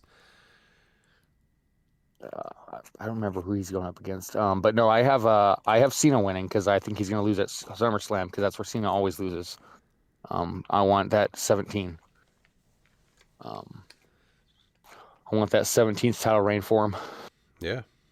And then, I gotta go with Drew. No matter who he's facing, it's gotta be Drew. But Seth Rollins for sure, because he's like my favorite. It's the guy that was in the group that Edge made before he got kicked out of it and Finn Balor took over. Damian Priest. Retribution. Oh, okay, yeah. 100% Drew. Pete, what about you? What do you feel like on those matches? Cena's heel turn, win the title, turn back face, walk off into the sunset, make everybody happy. I think Seth is actually eating the pin. Honestly, That makes the I most think he's sense. gonna either get pinned by Punk or Reigns. I No, like Drew over. no. Heyman's going to turn on them both for Rollins. That could be. Drew over Damian Priest, and I don't know, man. I don't think Punk gets the event win though, Redman. He does. Punk, Drew, and Cena. Dang. I mean, Yeah, CM Punk in a deserves the roundabout main ways created the new His CM story will be Punk. finished. He's going to become a chick magnet again. Yeah. Because of him getting his main event spot and completing his thing, Jey Uso, who actually won the Rumble, is one of the few people to ever win the Rumble and not main event WrestleMania. So maybe he'll cost him it. William Day Roker. In the month of March, only 33% of teams played at events were themed, and at Adepticon that dropped to 19. Is this a healthy state for the game to be in?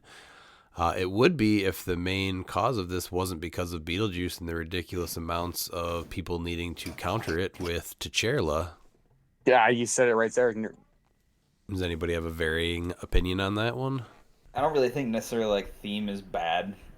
I'm just on theme is good right now. Like there's a lot of things like you're talking about. If you look at the meta right for Adepticon, right, and you look at the like what the top pieces were played on main force, you have Chair Panther, Protecton, Timebreaker, Kevin, your top four, and Prime also Bloodstone.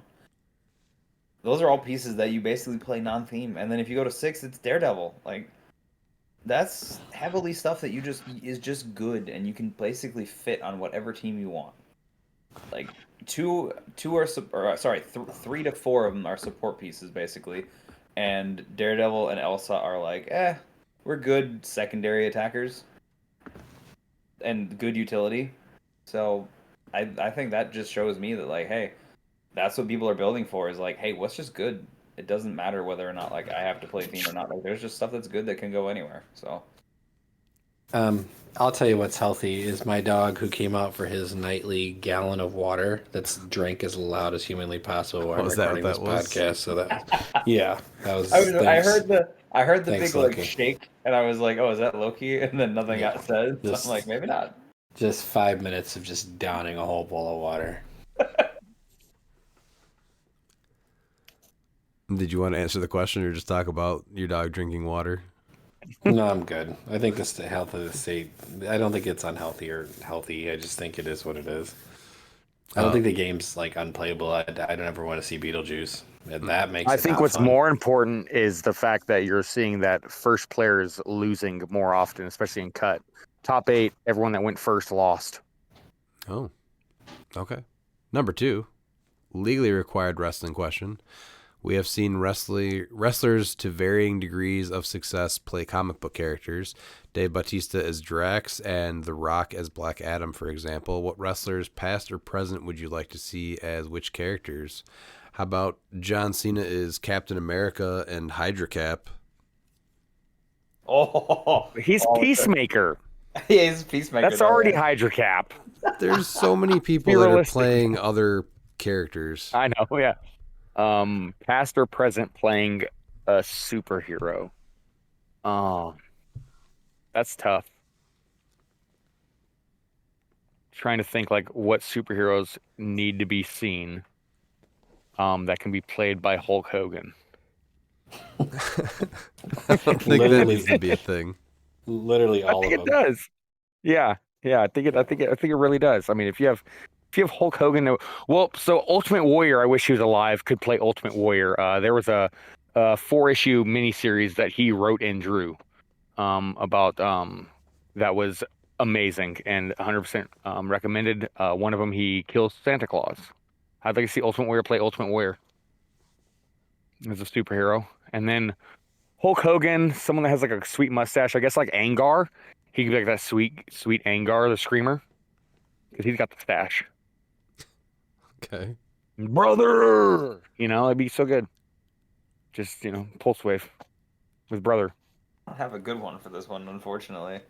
I'm drawing a blank on this one. It's just not something I really like would think about. I mean, we've had a lot of wrestlers that have crossed over into movies, but I wouldn't know.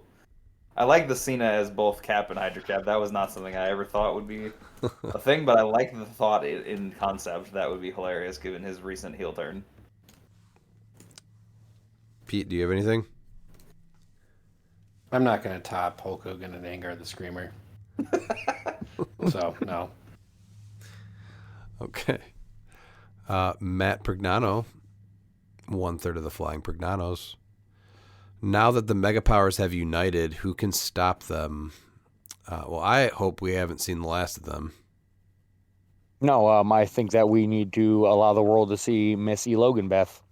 In the teeny weeny polka dot bikini. I think that needs to be a thing. I disagree with you. I like the Mega Powers. That was pretty dope to see them in person and have but I don't know about that second part of it. Missy Logan Beth? Yeah, I'm good with just the first part. But the Mega Powers are not complete without because Missy Logan Beth is what split them apart. And we just get them before the breakup. Yeah. I love the Mega Powers. It was one of my highlights of the weekend. Oh, it was amazing. So glad somebody else dressed up as a wrestler. I was not prepared for that Friday. That was amazing. Oh, I thought you guys planned it. Yeah, because I had seen unplanned. Oh, that's wild. I had seen him dressed up as Macho Man before, and I was like, "Oh no, this is gonna be amazing!" And it was even better than I did not know he was bringing that, and I did not know he had the Macho Man costume. It'd be a lot cooler if I said, "Yeah, we planned it." No, we did not. That makes it even better because it was unplanned. Exactly. Yeah. What do you think we as a community or even judges can do to prevent players taking longer turns? Not trying to point fingers or call anyone out, just in general, people taking 10 to 15 minute turns and slow playing to avoid the inevitable. I really think something needs to be done. Wondering what your thoughts are. Thanks. Judge. Call a judge. Yeah, I wish there was a little bit more of like a clear answer though for fixing it overall. It gets pretty frustrating as the timer ticks on and the opponent's kind of just continuing to not progress the game state. The default answer, obviously, yes, call a judge. But I would like to see some more things trialed, like both players get 30 minutes on a chess clock or something like that. If you build a complex team, you better know how to play it. It's not your opponent's fault that, it takes you 10 or 15 minutes to think about all the different things that you can do, and then your opponent gets, a third of the time. I know a lot of people have said that chess clocks just don't work, but I do remember at the Champion Clix Open 2024, PJ ran like a little trial event, and the reception actually I think was pretty positive if I remember correctly. Yeah, it was. I played in it. It was not bad at all. It's just the way he had it set up. How do I put it? Basically, you had the same set amount of time, right? And if you burnt up all your time, your opponent could then just use all their time, and you cannot fight back, basically, which felt a little weird and like wonky. Yeah. But the chess clock idea is not a bad. I don't think necessarily like a bad thing. It's one of those of like, that's a implementation thing. No, they use that excuse too. Well, I have a complex team. That's not an excuse. No, it's not. I can play a complex team and have it walked through and figure out how everything is done without ever putting it on the map. Because I don't have playtest. That's not an excuse. That's using it as a tactic of stalling. And they know exactly what they're doing when they're doing it. It's to get an advantage over the opponent because it's a way of soft cheating by stalling without stalling because you have so many actions to do. Or what about even if you limit it where your turns are 5 minutes, and because I don't like. I don't think limiting a turn. I don't think limiting a turn. I do like the 30 minutes, like where you and your opponent each get 30 minutes. I do like that. It's the only thing I take fast turns regardless, but The only thing I don't like is what Dan said, where then once you eat up the 30 minutes, then your opponent just gets to go Yeah. until the game ends. But what if it is As like long as the just clock stops when you're attacking, I think would be fine. what about just 5 minute turns, and whatever you don't finish at 5 minutes, then you have to pass. Another thing that was really fun was they did another side event, I think at the Champion Clix Open 2024 at the dinner. It was like, I think it was called Speed Clicks is what they called it. Yep. Oh And yeah. that was actually pretty cool, where you had a minute to move your whole team and do everything with your team, and no matter what, after a minute was over, you had to pass. And maybe I think that's a side event. 5 minutes, I think so. I think 5 minutes actually. I think that could do it, because I mean I don't think I ever took 5 minutes to do a turn. yeah. Ever. And so if you can't get your things done in 5 minutes, then that sucks. You should play faster. Get better. Yeah. And get better. Yeah, I shouldn't have to worry about my opponent burning a pizza while taking a turn. I think there's two things that I want to take mostly out of this amazingly fun and positive weekend is that I want to see the continued return of fun to HeroClix, dice poppers, wrestling outfits, team t-shirts. Like, that stuff's all amazing. Great community thing. And I think the other thing is people just need to involve the judge. This idea that you're like tattling to mom or dad or something, or like you shouldn't do it, I hate that idea. The judges, they're just an arbitrator. That's all they are. Like, I would rather have the judge come over and clarify something before the game state is inaccurate or before somebody's frustrated. And they may get frustrated how the judge rules, but they're the final authority. So there's no argument then. Like, that's what you've accepted to play. The judge gets to make the judgment call. So just call the judge. Mm-hmm. If you feel like you're getting slow played, call the judge. Feel like people are stalling, call the judge. Because the judge ultimately can fix that. You shouldn't get up from the table and feel like you lost because somebody decided to stall you. Yeah, that should never. And the biggest thing too is you like, as someone that has judged and ran events, like I don't want people leaving, or being like so upset that they had a bad time and they don't want to come back. Like, the whole point is you want people to come back. You want people to play. You don't want that to happen to them. So like, I don't want people to have a bad experience. So if that's what you have to do in order for people to not have a bad experience, that's okay. Call the judge. It is not a bad or negative thing to have happen. Yeah, it's totally fine. Anthony Barnstable, we have the first question is, how did Adepticon 2025 compare to Adepticon 2024, Worlds 2024, and Champion Clix Open 2025? 2024, I think, was a pretty solid event, but it was just a little shaky because it was a new venue, and they added the supercharged sealed for the first time. But overall, I think Adepticon 2024 wasn't really too bad.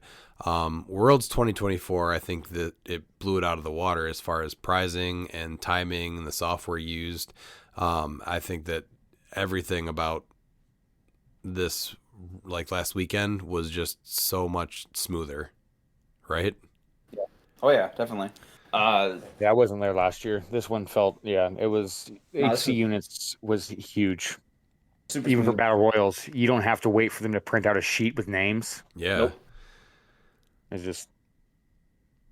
and then realistically, Champion Clix Open 2025, it was pretty much identical, and Champion Clix was awesome, and it was a lot of the same staff that was there as far as PJ, Lucas, and Anthony. So, and they'd used HC units. They did a lot of the similar stuff that is working. So, based on Adepticon 2025, what are your expectations of other events this year, like Origins, Nats, or Worlds? I think the bar is set much higher now. no more hours between rounds. Yep. That'll be nice at Worlds. HC units better be used forever going forward. The judges know how to use it. You can pre-register your teams with it.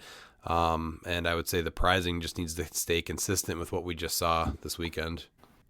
Yeah, that's the biggest thing. If the pricing stays consistent and they keep using the similar processes of how they run the event, they'll be great.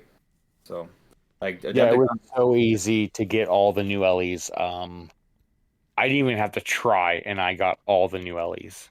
Yeah, and that feels really good because when you go to one of these events and you're not able to snag one and you were really looking forward to it, that kind of puts a little bit of a damper on it. Yeah.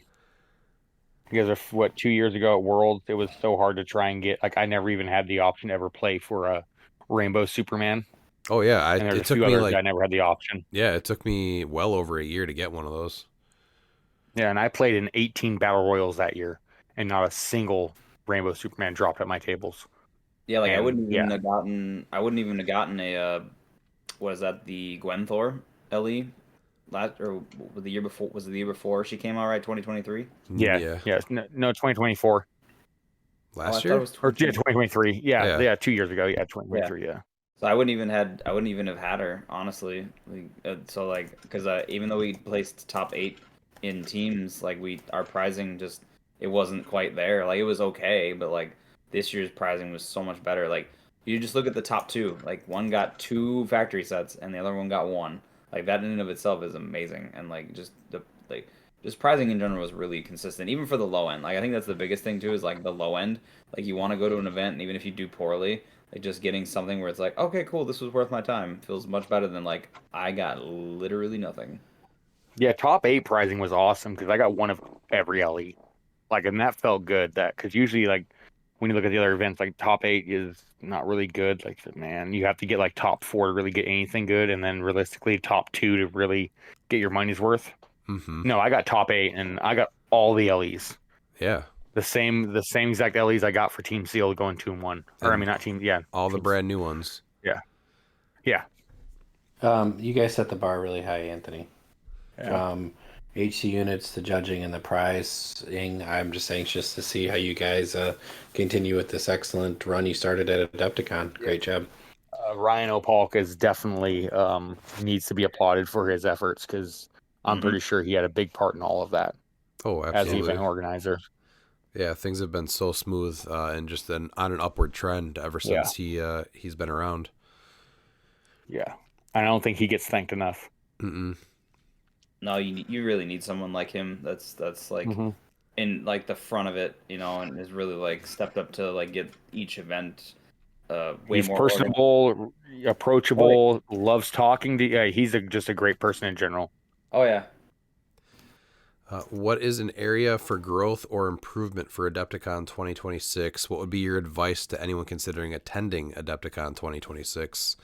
I wouldn't mind just seeing some more constructed events, and that's really about it. But if anyone's considering on going and it makes sense, then obviously they should do it. It was a great time, great weekend.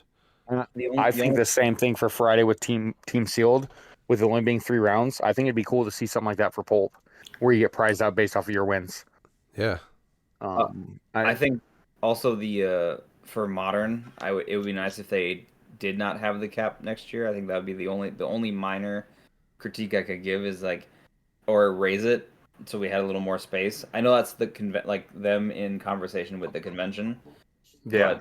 but I think that would definitely bring more people than to want to go, because I think that is definitely a thing where people are like, well, there's only this many slots, so why is it worth going? And the thing Top is 16 would be nice too. it filled up fast, and so when you have a cap like that fills up fast and you're not able to plan on going, even if stuff opens up later, you already have planned on not going. Mm-hmm. Yeah. So I think caps always hurt events, but I know why they have to do it Yeah. for events like this. There's only so much No, seating. the early signups caps. Yeah, it does. It does suck. What did you say about top 16, Miles? I said like to see it top 16 instead of top 8. Yeah. Realistically, I guess the reason why is there's 35 players, and so you're looking at it and you're like, okay, this is, realistically a third of the field is going to be, so that makes more sense than having half the field make cut. Mm-hmm. Yeah, I would have liked to see a few more people to make it 5 rounds, cut the top 16. I think that's way better, but it was... Because they had it capped at 440, and then it was still going to be top 8. Yeah. So that would have only been 1/5 if it was full. Do you think wargaming conventions like Adepticon are better fit for HeroClix, or are board game conventions like Origins a better fit for HeroClix, or are they both great Both. fits? Yeah, both for sure. Both. It seemed We like had one guy that showed up at Learn to Play, and he did BRs, and he even had a little speech at the end about, and that's great to see. And I'd love it all. The one thing also bad with, I don't know how Origins is, but Adepticon, you have to have a ticket already to go. So like that does hamper a little bit to try and get newer players, because most people are already getting tickets for something other than HeroClix. So it's really hard to get that Learn to Play to really see a lot. yeah. Do you same thing for Origins? Origins was my first event that I ever went to, and they just had like a little booth that you signed up for on the spot, but that was 2019, so who knows what 2025 will be. Yeah. Yeah, I have never been to Origins. I've only been to Gen Con. I am not the biggest fan of Gen Con, but I'd have to see Origins, so I don't know. Based on what was played, what percentage of games things won, what made top 8, what made top 4, what made top 2, what got first, would you say anything should be on a watch list at this time? If anything does belong on a watch list, which of those things should be changed as a result of the list, and which should be left alone? What changes should happen for the ones that should be changed? If that is then the 2025 quarter 2 watch list, April, May, June, when would you next expect or want a watch list after that? Should it only be a modern watch list, or also pulp or silver? That is a lot to unpack there. So let's start with the pieces that you guys think are the elements that you guys think are the biggest issues that need to go on a watch list for sure. People are tired of Chair Panther, but if you get rid of Keaton, he becomes less played. So, Yeah, so I Keaton- think that, not even looking at Keaton, I think there's 2 one-shots that really need to be looked at, just because rivalry and canon event. Yep. Not rolling and hitting feels bad. I used it to my advantage. Like, I understand people are going to use it for advantage, but the whole entire point of when you look at when they removed theme team probs, that entire article was that it was all used on the Alpha Strike, and so there was really no need for it. Exactly. And they're making the Alpha Strike even more powerful. First player already gets enough advantage. The change of first turn immunity helped that, and now they're Alpha. They don't even need to roll. And then canon event, you saw it with Camo, where he went and beat aggressive with Camo and just KO'd their shark, and they go, "Guess what? I'm right in your face." And you have one of 2 options, or you can only run. That's the only thing you can do. That absolutely should just get changed to when it's KO'd by an opposing effect. When That's an opposing easy effect. fix. Yeah. That's exactly, yeah. Which is still just fine. Like, then it's like, oh, I'm going to have my shark attack Mystic Beast. Like, that's the only change. At least if I play Camo, that's what I'm doing. But Yeah, the shared a keyword I think is a little rough. Yeah, I think that's probably why they thought that rival would be okay. But like a spot, like I use that rivalry and then to your Odin, I have to roll a dice to hit your 20 defense. Like your defense doesn't even matter at that point. I know you And were a 10 on my 20. And I'm 11. like, Yeah, it's 11 on your 20. Yeah, No, because I have you down 1. Remember, so you're a 10. you had me down 1 from The Ravens drop you down in attack value. yeah, no, that was it's before not you brought your Ravens. No, I had them down. They were both there. Oh, you did, yeah. So yeah, 10 attack on a 20, and I don't even need to. I'm gonna hit you. Yeah, and then bring you to the kill box. Cannon event needs to be opposing effect before it becomes a problem. Like you can just look at that and know it's going to be a problem. I mean, there's like easy, like butterfly, Camo with the shark. There's like easy things of like, I'm just gonna KO this thing for free, and then just There's one of 2 options that you can do it as. You can have it when either by opposing effects or when a standard friendly character dies. yeah. There shouldn't be a thing that doesn't make you roll dice in a dice game. Then I think Beetlejuice is obviously a big thing that should be on there. There's a lot of issues there. Just the fact that it slows down the game. And not being able to use autonomous actions for it. And then I really wish that it was just each figure can you get 1 free action.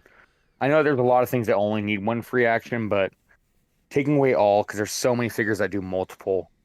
We probably won't see that. I think the clear cut obvious choice is exactly what everyone was expecting, or is expecting, I should say. Yeah. Autonomous is just bad Yeah. because you do all your actions, and then you're like, oh, I forgot. I got these 3 time breakers. Beetlejuice, Beetlejuice, Beetlejuice. Yeah, and then So just we're being able to KO a butterfly or even 5 point time breakers is pretty rough as the downside. Yeah. Yeah. So- That's just Because you're really We're mitigating your losses on stuff like that. So Yeah. And then We're- I'm trying to also think of if there's anything else. I think it was mainly those 2 1-shots and What were you going to say, Pete? Well, we're switching into silver where Keaton's going to be worse and potentially Just ban him. cause a lot of problems in a format.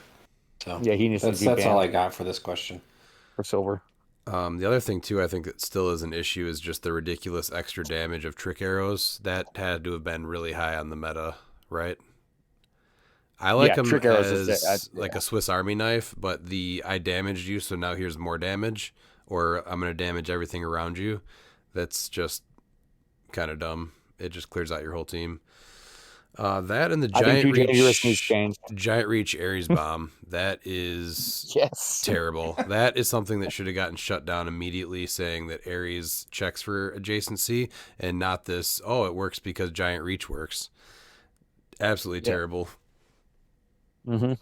What other one did you say? All you need to do instead of doing Ares, I think, is if they attack all characters within 1 square. Yeah, That that'd way be good. you don't need to change anything else. You just errata him to where yeah, if single targets also target everyone within 1 square. 1 square. Yeah, that's fine. That's That's- okay. It's a perfectly fine change. So I would like to see more frequent watch lists though, like every quarter. That would be great. Mm-hmm. I would Yeah. say Prodegaton is something that should be watch listed. To be fair, he should be on there. How would you change him? I'm trying to think of like how you would change him though without making him unplayable. Yeah, I think there's a few ways, but He's amazing for 20 points, even if you change his like game setup thing. Like, I mean, he has the power that's protect. You can prob during pulse wave with him. Like, that's just great in and of itself. So, what do you guys think about frequency of watch lists? no quarterly. Quarterly's fine. That's what I thought they were there for, was quarterly, so that you could see. And Yeah, now but- with the frequency of events happening, like, it's warranted. Yeah, but when was the last time we got one? I think it was a year ago, right? Or no, No. it was going into Worlds? It was going into no, Worlds. before Worlds it was Gen Con. Yeah, because the watch list was the errata to Ivy and Kong. Right? Quarterly. Mm-hmm. Final answer. Yeah, only answer. And then I don't think anyone will disagree that watch list should be there for Pulp and Silver also, right? Yes. Yep. Any format should, like those like main formats should be should have watch lists every quarter. They probably don't need the quarterly watch lists, but I don't think so, like Pulp and Silver, but I would say at least every 6 months. Yeah. I think Silver and Pulp are 6 months, and I think Modern needs to be every quarter. That's fair. What about any new rules interactions that you learned about over the weekend? Do you guys have any of those? There is a interaction with knockback and what things block knockback that I thought was interesting, was that there is no set like order to those things, and they don't say which takes priority, so it is a little murky as far as like knockback and like what stops your knockback path. I did learn that this weekend, which was like, oh, that's For example, because I don't think I'd. So it was Ghost Rider being up on elevated, and someone was getting knocked back into Ghost Rider on elevated, and basically, I believe you wouldn't take the damage because there is no set order, and so it's like, is it the character stopping your knockback path? Is it the elevated? It's just they're not super defined as what makes the order, or like what supersedes anything else, because that really. But if doesn't. you're hitting elevated, you don't get knocked up the elevated, so you would assume that would be the elevated. Yes. But Yeah, like I said, that's in the interesting. Yeah. in the comprehensive, it's not like a set order. Yeah. So that just is something that's like, well, I don't know, because I can't give you a defined answer. So, but yes, and the funny thing is knockback works the other way, where like a character could be on low elevation and then stop your knockback path, so then you don't actually take the knockback damage, but it doesn't Yep. quite does that also work in reverse then? You know what I mean? Yeah. So because it's the rule of occupancy, but like at the same time, you don't usually Go fly up in upward, elevation. yeah, Yeah. exactly. That's kind of the thing that we've never really seen. You don't fly up Yeah, the even the transition square, you don't get knocked up. exactly. So yeah, So that yeah, was, that's weird. yes, but that was one of the ones that I vividly remember because I was right there, and I'm like, what did you just say? So similar to that, the one that came up in one of my games is that when you get knocked back and you would fall off of elevation, if it is blocking on a lower elevation, you still do take the damage, even though you don't get placed lower. That makes sense. That's That one I did not guess. know, weird. Uh-oh. because I've always played that as you wouldn't move, so you wouldn't take the damage. Any other ones that And you you're guys not getting have back knocked. from No. that one? I I think there's a did not handful hear any of more those. that we can probably gather up. I'm drawing a blank on them right now, though. Yeah, I didn't have any issues with any of my games, so I can't think of anything. I think of the rules more as guidelines and not hard rules, so I just try to ignore them. It's a good way to play. Thanks. Then Anthony wanted to know if it was an April Fool's joke, or are you pranking us? I did almost put that it was going to be our last podcast. I thought that would be funny, but I honestly hate April Fool's jokes, so I did not. Nope, the sweatshop is open, Anthony. How many more personas do we believe live inside of Miles that we have yet to meet? I don't think there's an end to that.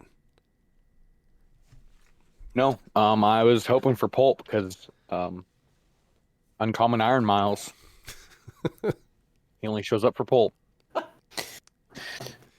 However many myelinated axons are in Miles's brain, there's that many personalities that live there.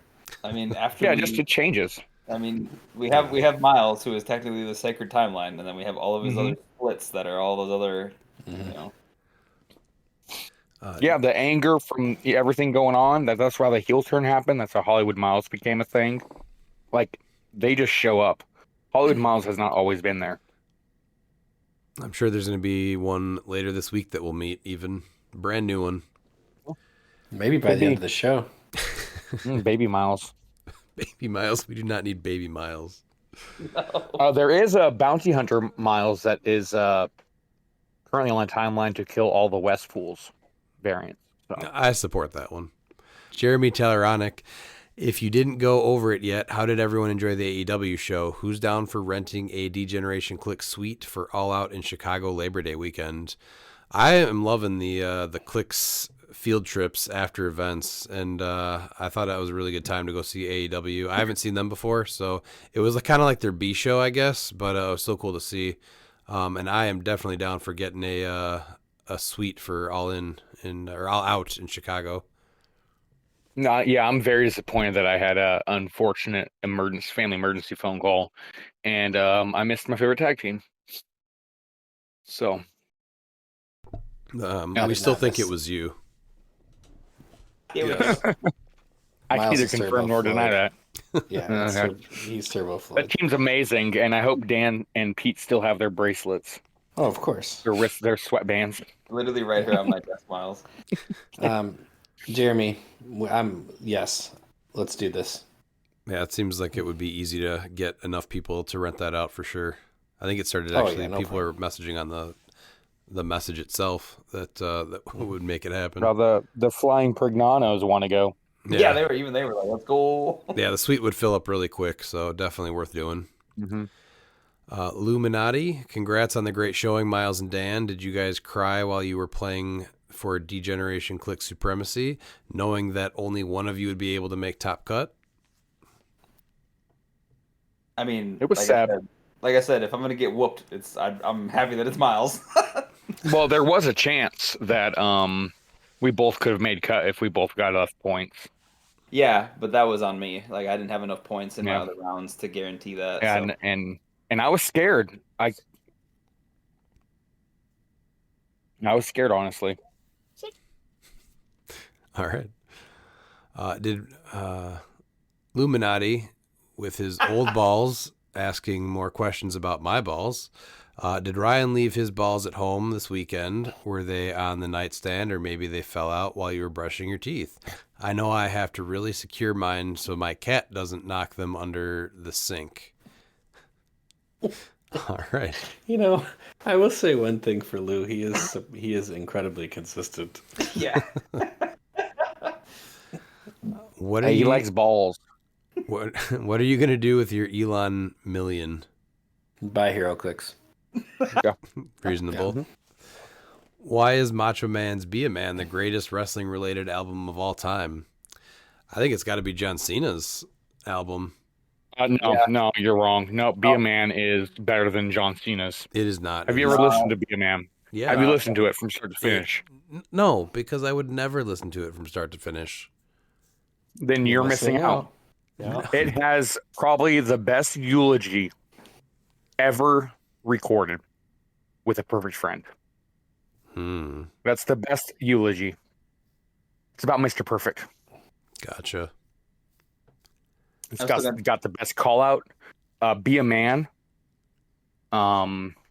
He talks about his M because he pushed it to the maximum. Mm-hmm. An A for the aura that they try to become. The C for the champ 6 times he became. The H is for the honor. He's in the Hall of Fame. The O is for, oh yeah, because I'm so outstanding. That's terrible. The M's for macho. I'm the last man standing. The A's for any time, any place you can go. And the N's for notorious, the one macho. Remember me. Okay?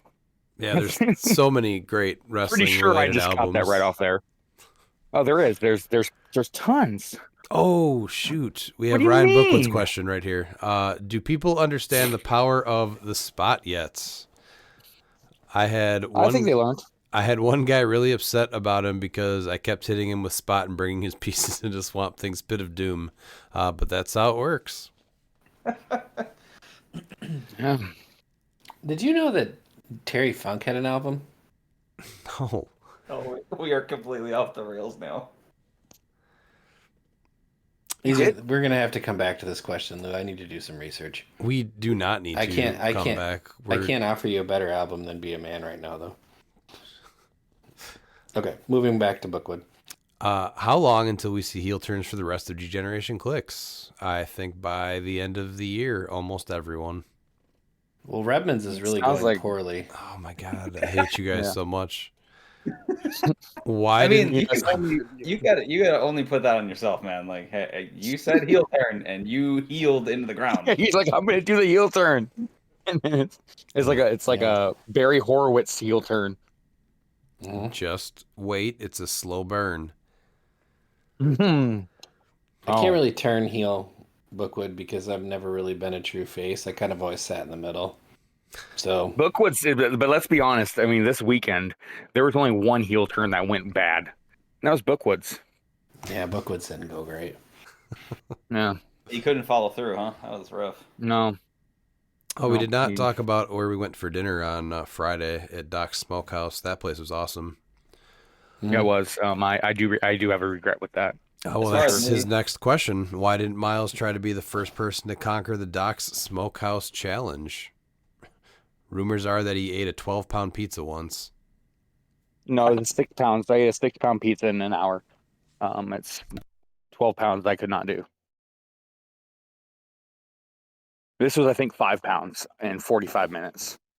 After eating my sandwich, I was convinced I could do it. So you ate a pre-dinner Doc's was sandwich? amazing. No, I was convinced that I could have done the meat coma. Oh, Because looking at the picture, it was hard for me to really see how big the cookie sheet was. But after we got the cookie sheet, I'm like, oh my God, I would have destroyed it. You know, yeah. I would have liked to watch it. Yeah. I don't think you would I- like to watch it. It'd be like an anaconda just But opening it's its mouth and swallowing something. and people don't understand too what meat comas are real. If I would have ate that, there's no way I would have been able to play click. I Meat would have been comas? done. Yeah, it's real. It's a real meat- thing. He would have The been meat- past 8 sweats. The meat sweats, yeah. That's a real thing too. Well, no, it would have put you into the meat coma would have put you into a meat coma. Mhm. Meat sweats are rough. Don't make your colon angry, it never forgives you. And what did Miles's wife react to seeing the Hogan mustache? She's pregnant. Yeah. Yeah. No, that's no, she luckily it was dark, and so I was already packing my bags. I did record it and send it in the Discord. And she's like, "Oh my God, oh no." But she said if it was daytime and she could have saw me, that she would have just drove off. And I believe her. Yeah, she'd have drove off, drove back around, and picked you back up and been, "What's up, stranger?" Exactly. Yep. All right, Paul Cote, how is this build of Collector dealing with barrier? Are people not running enough barrier? People are definitely one's not playing running barrier. enough. Yeah. Barriers are forgotten power right now, Paul. You're going to be seeing an interesting build using the ASS, which is the Ant-Man security solutions. Is this something With you're Grizzly- working on? Grizzly, No, get it's out of something here. let me hear me out. He's the cheapest This version. is that you this can is yeah. So there's 3 prevalent HeroClix players that were talking about it, and they've been working on it using Grizzly with the barrel and a bunch of barrier Okay. using copycats. Oh, copycat. So yeah, So just since a you can play bajillion- multiples. There's a bajillion piles of barrier behind the barrels. So you just Yeah. I think with Cosmic Spider-Man becoming legal-ish now too, I think the barrier thing's going to come back because people just like to hide behind stuff. That's fine. Mysterio is going to be able to stop that. So Mysterio builds in with that barrier build using Cosmic Spidey against Cosmic Spidey too. All right, going to Mork Bird. With Adepticon releasing a lot more into the wild, do you see a place for Zombie Unicorn and Zombie Shark or Black Lantern teams? Black Lantern teams are definitely not happening because of Bloodstone right now. Shark, you can. I think. You're not going to see Unicorn being played, and if you are, they're not going to be making cut. Their values for 75 points, and what they do is just not good enough for 75 points. For a quarter of your build, it's not good enough. Now, I will say they are really fun. My team yesterday for 400 Modern was 3 Zombie Unicorns at 100 points and 3 Zombie Sharks, and that was it. Oh, I'm sorry, I missed that. What was your last 10 points? I gave the serpent crown to one of the zombie sharks, and that was free. And then I put a universal weapon on one of the other zombie unicorns. How are you mitigating the water damage? That was my terrain. Oh, okay. So I think the only time I There's- took damage was once when I was out of water that I charged in. Otherwise, I was able to stay into water. I picked what was it? I picked the icy lake for one of them, and then placed the water terrain. And I used it was 2 1x2s, and then that elbow one. So I was always in water. Is there a world where you see 3 sharks and Namor? Possibly. They weren't bad. They have the exploit.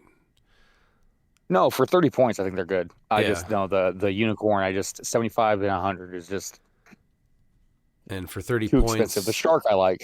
30 points for them on the lowest elevation, always having water. I know it's easy just to smoke cloud under Namor or something like that, but having to smoke cloud under all of these guys just to give these guys damage, I don't think is going to happen. So, possibly. No.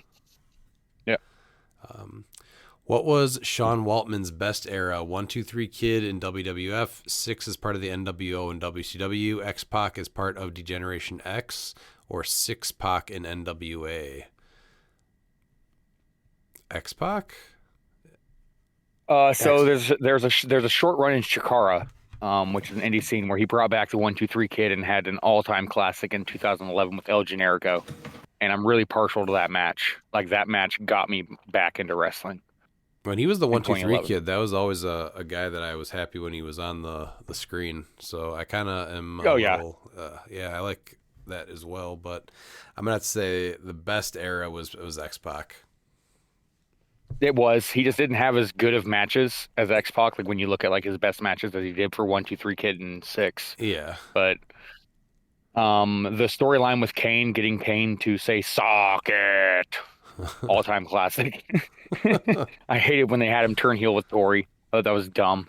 X Pac and Kane was just that they tried to recreate the magic with Daniel Bryan and Kane. I think they did to an extent, but I don't think it really was as good as X Pac and Kane. If a HeroClix character were to be deserving of the Taped and Broken Hardcore Championship, one of my favorite belts, which figure would you put up there as being able to scrap like Terry Funk, take damage like Cactus Jack, and be as ruthless as Sandman? Do you have one on this one, Miles? I was looking at it. There's it's gonna have to be a scrappy piece, and I'm trying to think of like modern figures that I would like put it on. It's tough. I'd have to go with Swamp Thing. Just give me Swamp Thing because he's just scrappy, the normal Swamp Thing. Okay.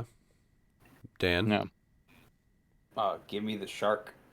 Like, came up sounds like that fits perfectly well. Oh, I thought you meant the zombie shark we were just talking about. No. Yeah, Zombie Shark would be good. Pete, do you have an answer for that one? The GOAT, Prime Vision. Oh, that's a good one, too. I think that's... You don't want to get caught in the ring with him. He's dealing damage. He's taking damage. He's the innovator of violence, much like the Sandman. I'm going to side with Pete on that one, actually. That having been on the receiving end of that many times, I fully agree that to be true. Then we have Joseph Coleman Harrison. What is Ryan Redmond looking at playing next, if not continuing with Blue Beetle? One of the teams I have is the Prime Spider-Ham. I think that guy is really good, and he definitely needs to be seeing some teams. And then the other one I'm doing is a Sinister Syndicate hybrid team, because you definitely can't play it without your Panther, so it's going to be unthemed. Mm-hmm. What were the biggest surprises or takeaways from Adepticon? I would say how smooth the event went, and what we have to look forward to. I'm glad to see everyone also play unique builds. I mean, the fact that Top 8 literally had, there's a few different pieces, but I mean, 33 different unique game elements in just Top 8 is insane. Look at where we were at Gen Con, I don't know, 8 months ago? Where everyone was just basically a Kong build. Yeah, I mean, sure, we had Prodegatons and Panthers, and there's quite a few Kevins in the top 8, but every one of those builds was unique. Yeah. Well, yeah, it wasn't like, here's 200 points of your build, and then the other 100 points is like where you flesh out. It's every build had quite a variety of pieces on it. It's 33 is insane for 8, because that's an average of 4 different pieces per team. I don't mind seeing some of the new or the same support pieces over and over again. It's, the best support, fine, whatever. But at least people are building with different, like the other 200 points is relatively different. Yeah. That's what Their I mean. offense is different, Yeah. Then we have Peter Marshfield. So I'm attempting to be the best supporter in podcast history, which means I inevitably always post right as you guys are about to record, which is very true, Peter. Almost got missed. My first question is, regardless of how you performed, what, if anything, might you have considered changing that might have made a difference in your matchups? I don't even know. I think it's kind of why I'm ditching mine, is I just feel like it's a different time now. I don't know if I have anything I would change. I think it's just time to move on. Yeah, no, and like I said, the Ares change is just, just something that could come up. It wouldn't have changed anything in my matchups. I just never called in Treasure Chest, even though the reason why I had it on there was because I could bring stuff over with Spot, KO it, and then drop it in my team. But no, don't really think I'd change much. I just needed to know how my piece worked. That's about it. I probably would have changed 2 of my matchups, but otherwise, I like my team. I think my team is good. It performed very well, and I will probably play it again. Honestly, like I said, I'm debating going back to the Shark, but I still like how my team performed a lot. So, Pete, any direct changes that you would think about?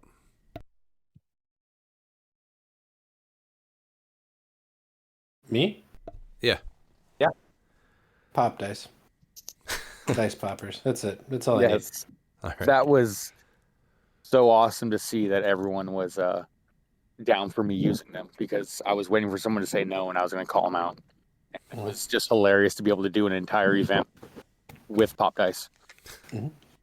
Over the weekend, I played against a Beholder build using the Pouch of Sand for a 4th target and Iconics Raven. Thoughts? Raven with him is amazing. I don't think Pouch of Sand is the way to go. He already has 3. I don't think a 4th bolt is worth the points. I feel like Right? he needs Yeah, I some, don't know if fourth I feel bolt like he worth needs some kind of defense. 15 points. So, Yeah. because he just gets hit on his low line. That's how I feel about it. But As the mindset shift back to Silver Age, for what game element from early Silver Age era deserves some attention?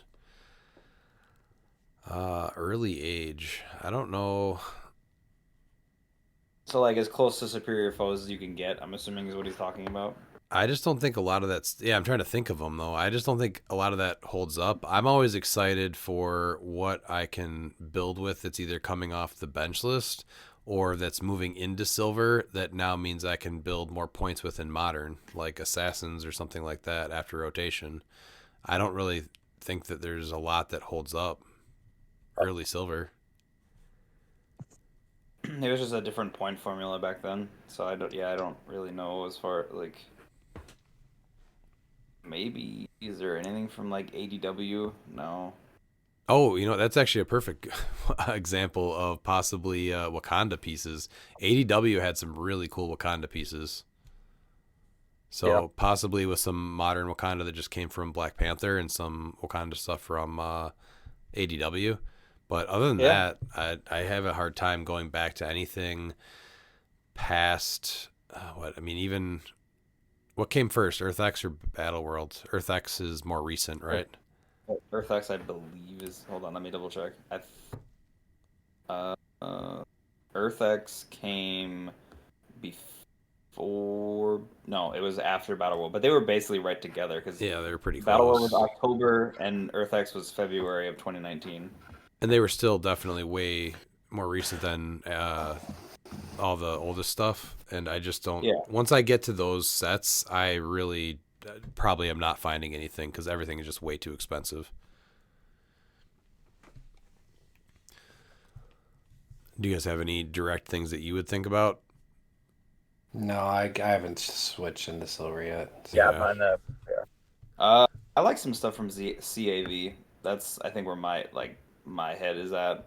I would think if I was gonna pick anything, I like those some pieces stuff out of there. still can match up a little I- bit. I really want to try to make a Mortal Hulk work. That would be fun. He just Yeah, I don't even know if I'm gonna be able to get into the silver mindset because the weekend that the Rock Cup is when I Flick Sleep West 4.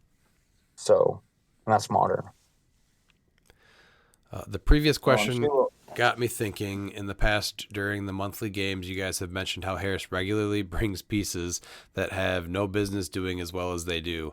And I've noticed part of the trend these figures seem to come up with War of Light. Does this make Skynet a savant, or is it because this is a wild dice game? I think No. it really comes down to the fact that the reason that we even implemented that old Golden Age rule was so that some of the players that had older collections would be able to kind of do something unique and play that stuff. And he knows those War of Light pieces really well. And being able to know what you can do with them is at half points and with some equipment is a pretty big deal.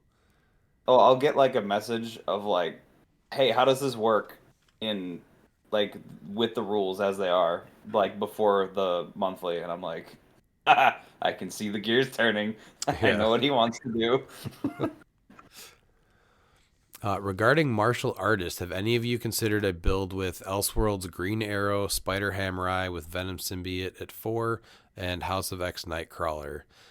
Green Arrow definitely saw some play in the first one, and Spider Hammer this was the first year I don't think we saw him played at all. He's great. He got played last year for sure.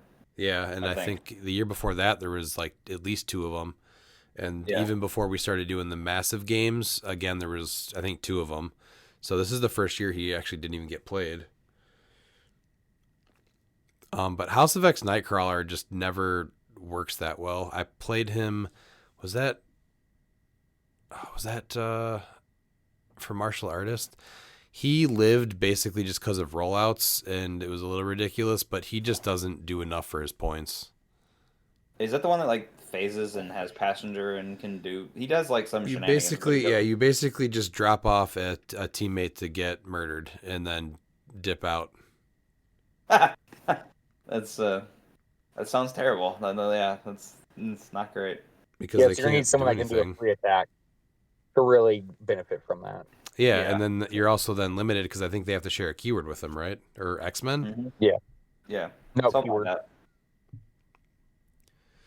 Because I did it when he was modern with the Legacy cap from was it Empire, the Mhm. Ultimates cap that did the free attack. Oh yeah. Yep. Sounds dumb but fun at the same time. All right, then last we have Azareth Strife. Ryan and I had a conversation a few weeks ago about King Deadpool and Elsa Bloodstone and how they just didn't fit at the moment on his build. After Adepticon, any change you try to get them back on your team? Any chance? Personally, they quickly rose the ranks of figures that are incredibly fun to pilot and incredibly devastating. I still like them a lot. I just feel like they're really slow, and my teams are just a little bit more fast-paced, and they just always got left behind, I think, in every game I played. So I would need to find a way that they can move a little faster. I do like seeing Cathan on them. Yep, but Yeah, again, Cathan, they that get full map, damage. and it's insane. Yeah, Yeah. but again, you're damaging them every turn, and I know that they don't change it all after that first click, but not being able to time the Pizza. stop click later or something like that. They get But they're able to start the game with a pizza. Well, yeah, but I'm saying that a lot. I don't know how Bloodstone's not getting played more, but just the fact that it exists makes me hesitant to lean into any healing gimmicks. And I loved Jeff and the pizzas. I was gonna say, like, I really want the pizza, but I want it for like the prob first off, because that 11 attack is tough. So it's like, Yeah, his Jeff was being ridiculous, just KOing the Kevins. Free Force Blast. He always punched above his weight class. Stuff. Here's Force Blast into the Vibranium, dead. He killed quite a lot of figures. Jeff always hits above his weight class. Yes. But yeah, I love the piece still. It's just it doesn't fit on my build still. But it's one of the pieces I'll definitely be going back to at some point, and probably a top silver contender after rotation for Assassins. I don't see how I don't play that.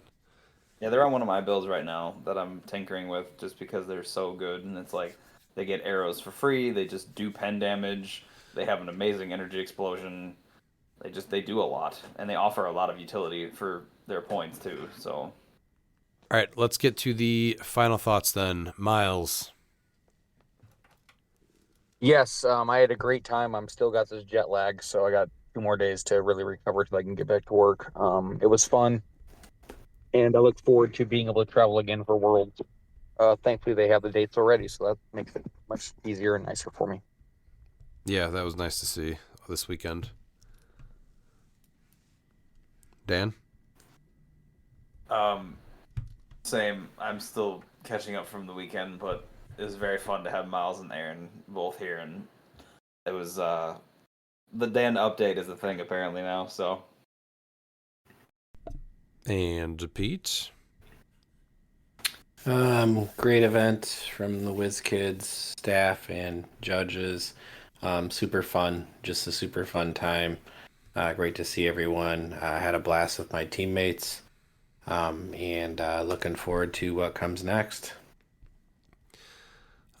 Always a blast seeing everyone, and it sucks when it's over. I won't be able to make Rock Cup this year because we had a lot of things going on that month, and I just can't get away for it. So the next event that I'll be going to is Origins in June, so I will be looking forward to that next. Thanks for listening, and we'll see you next time. And if you're not down with that, we got 2 words for ya! Click it!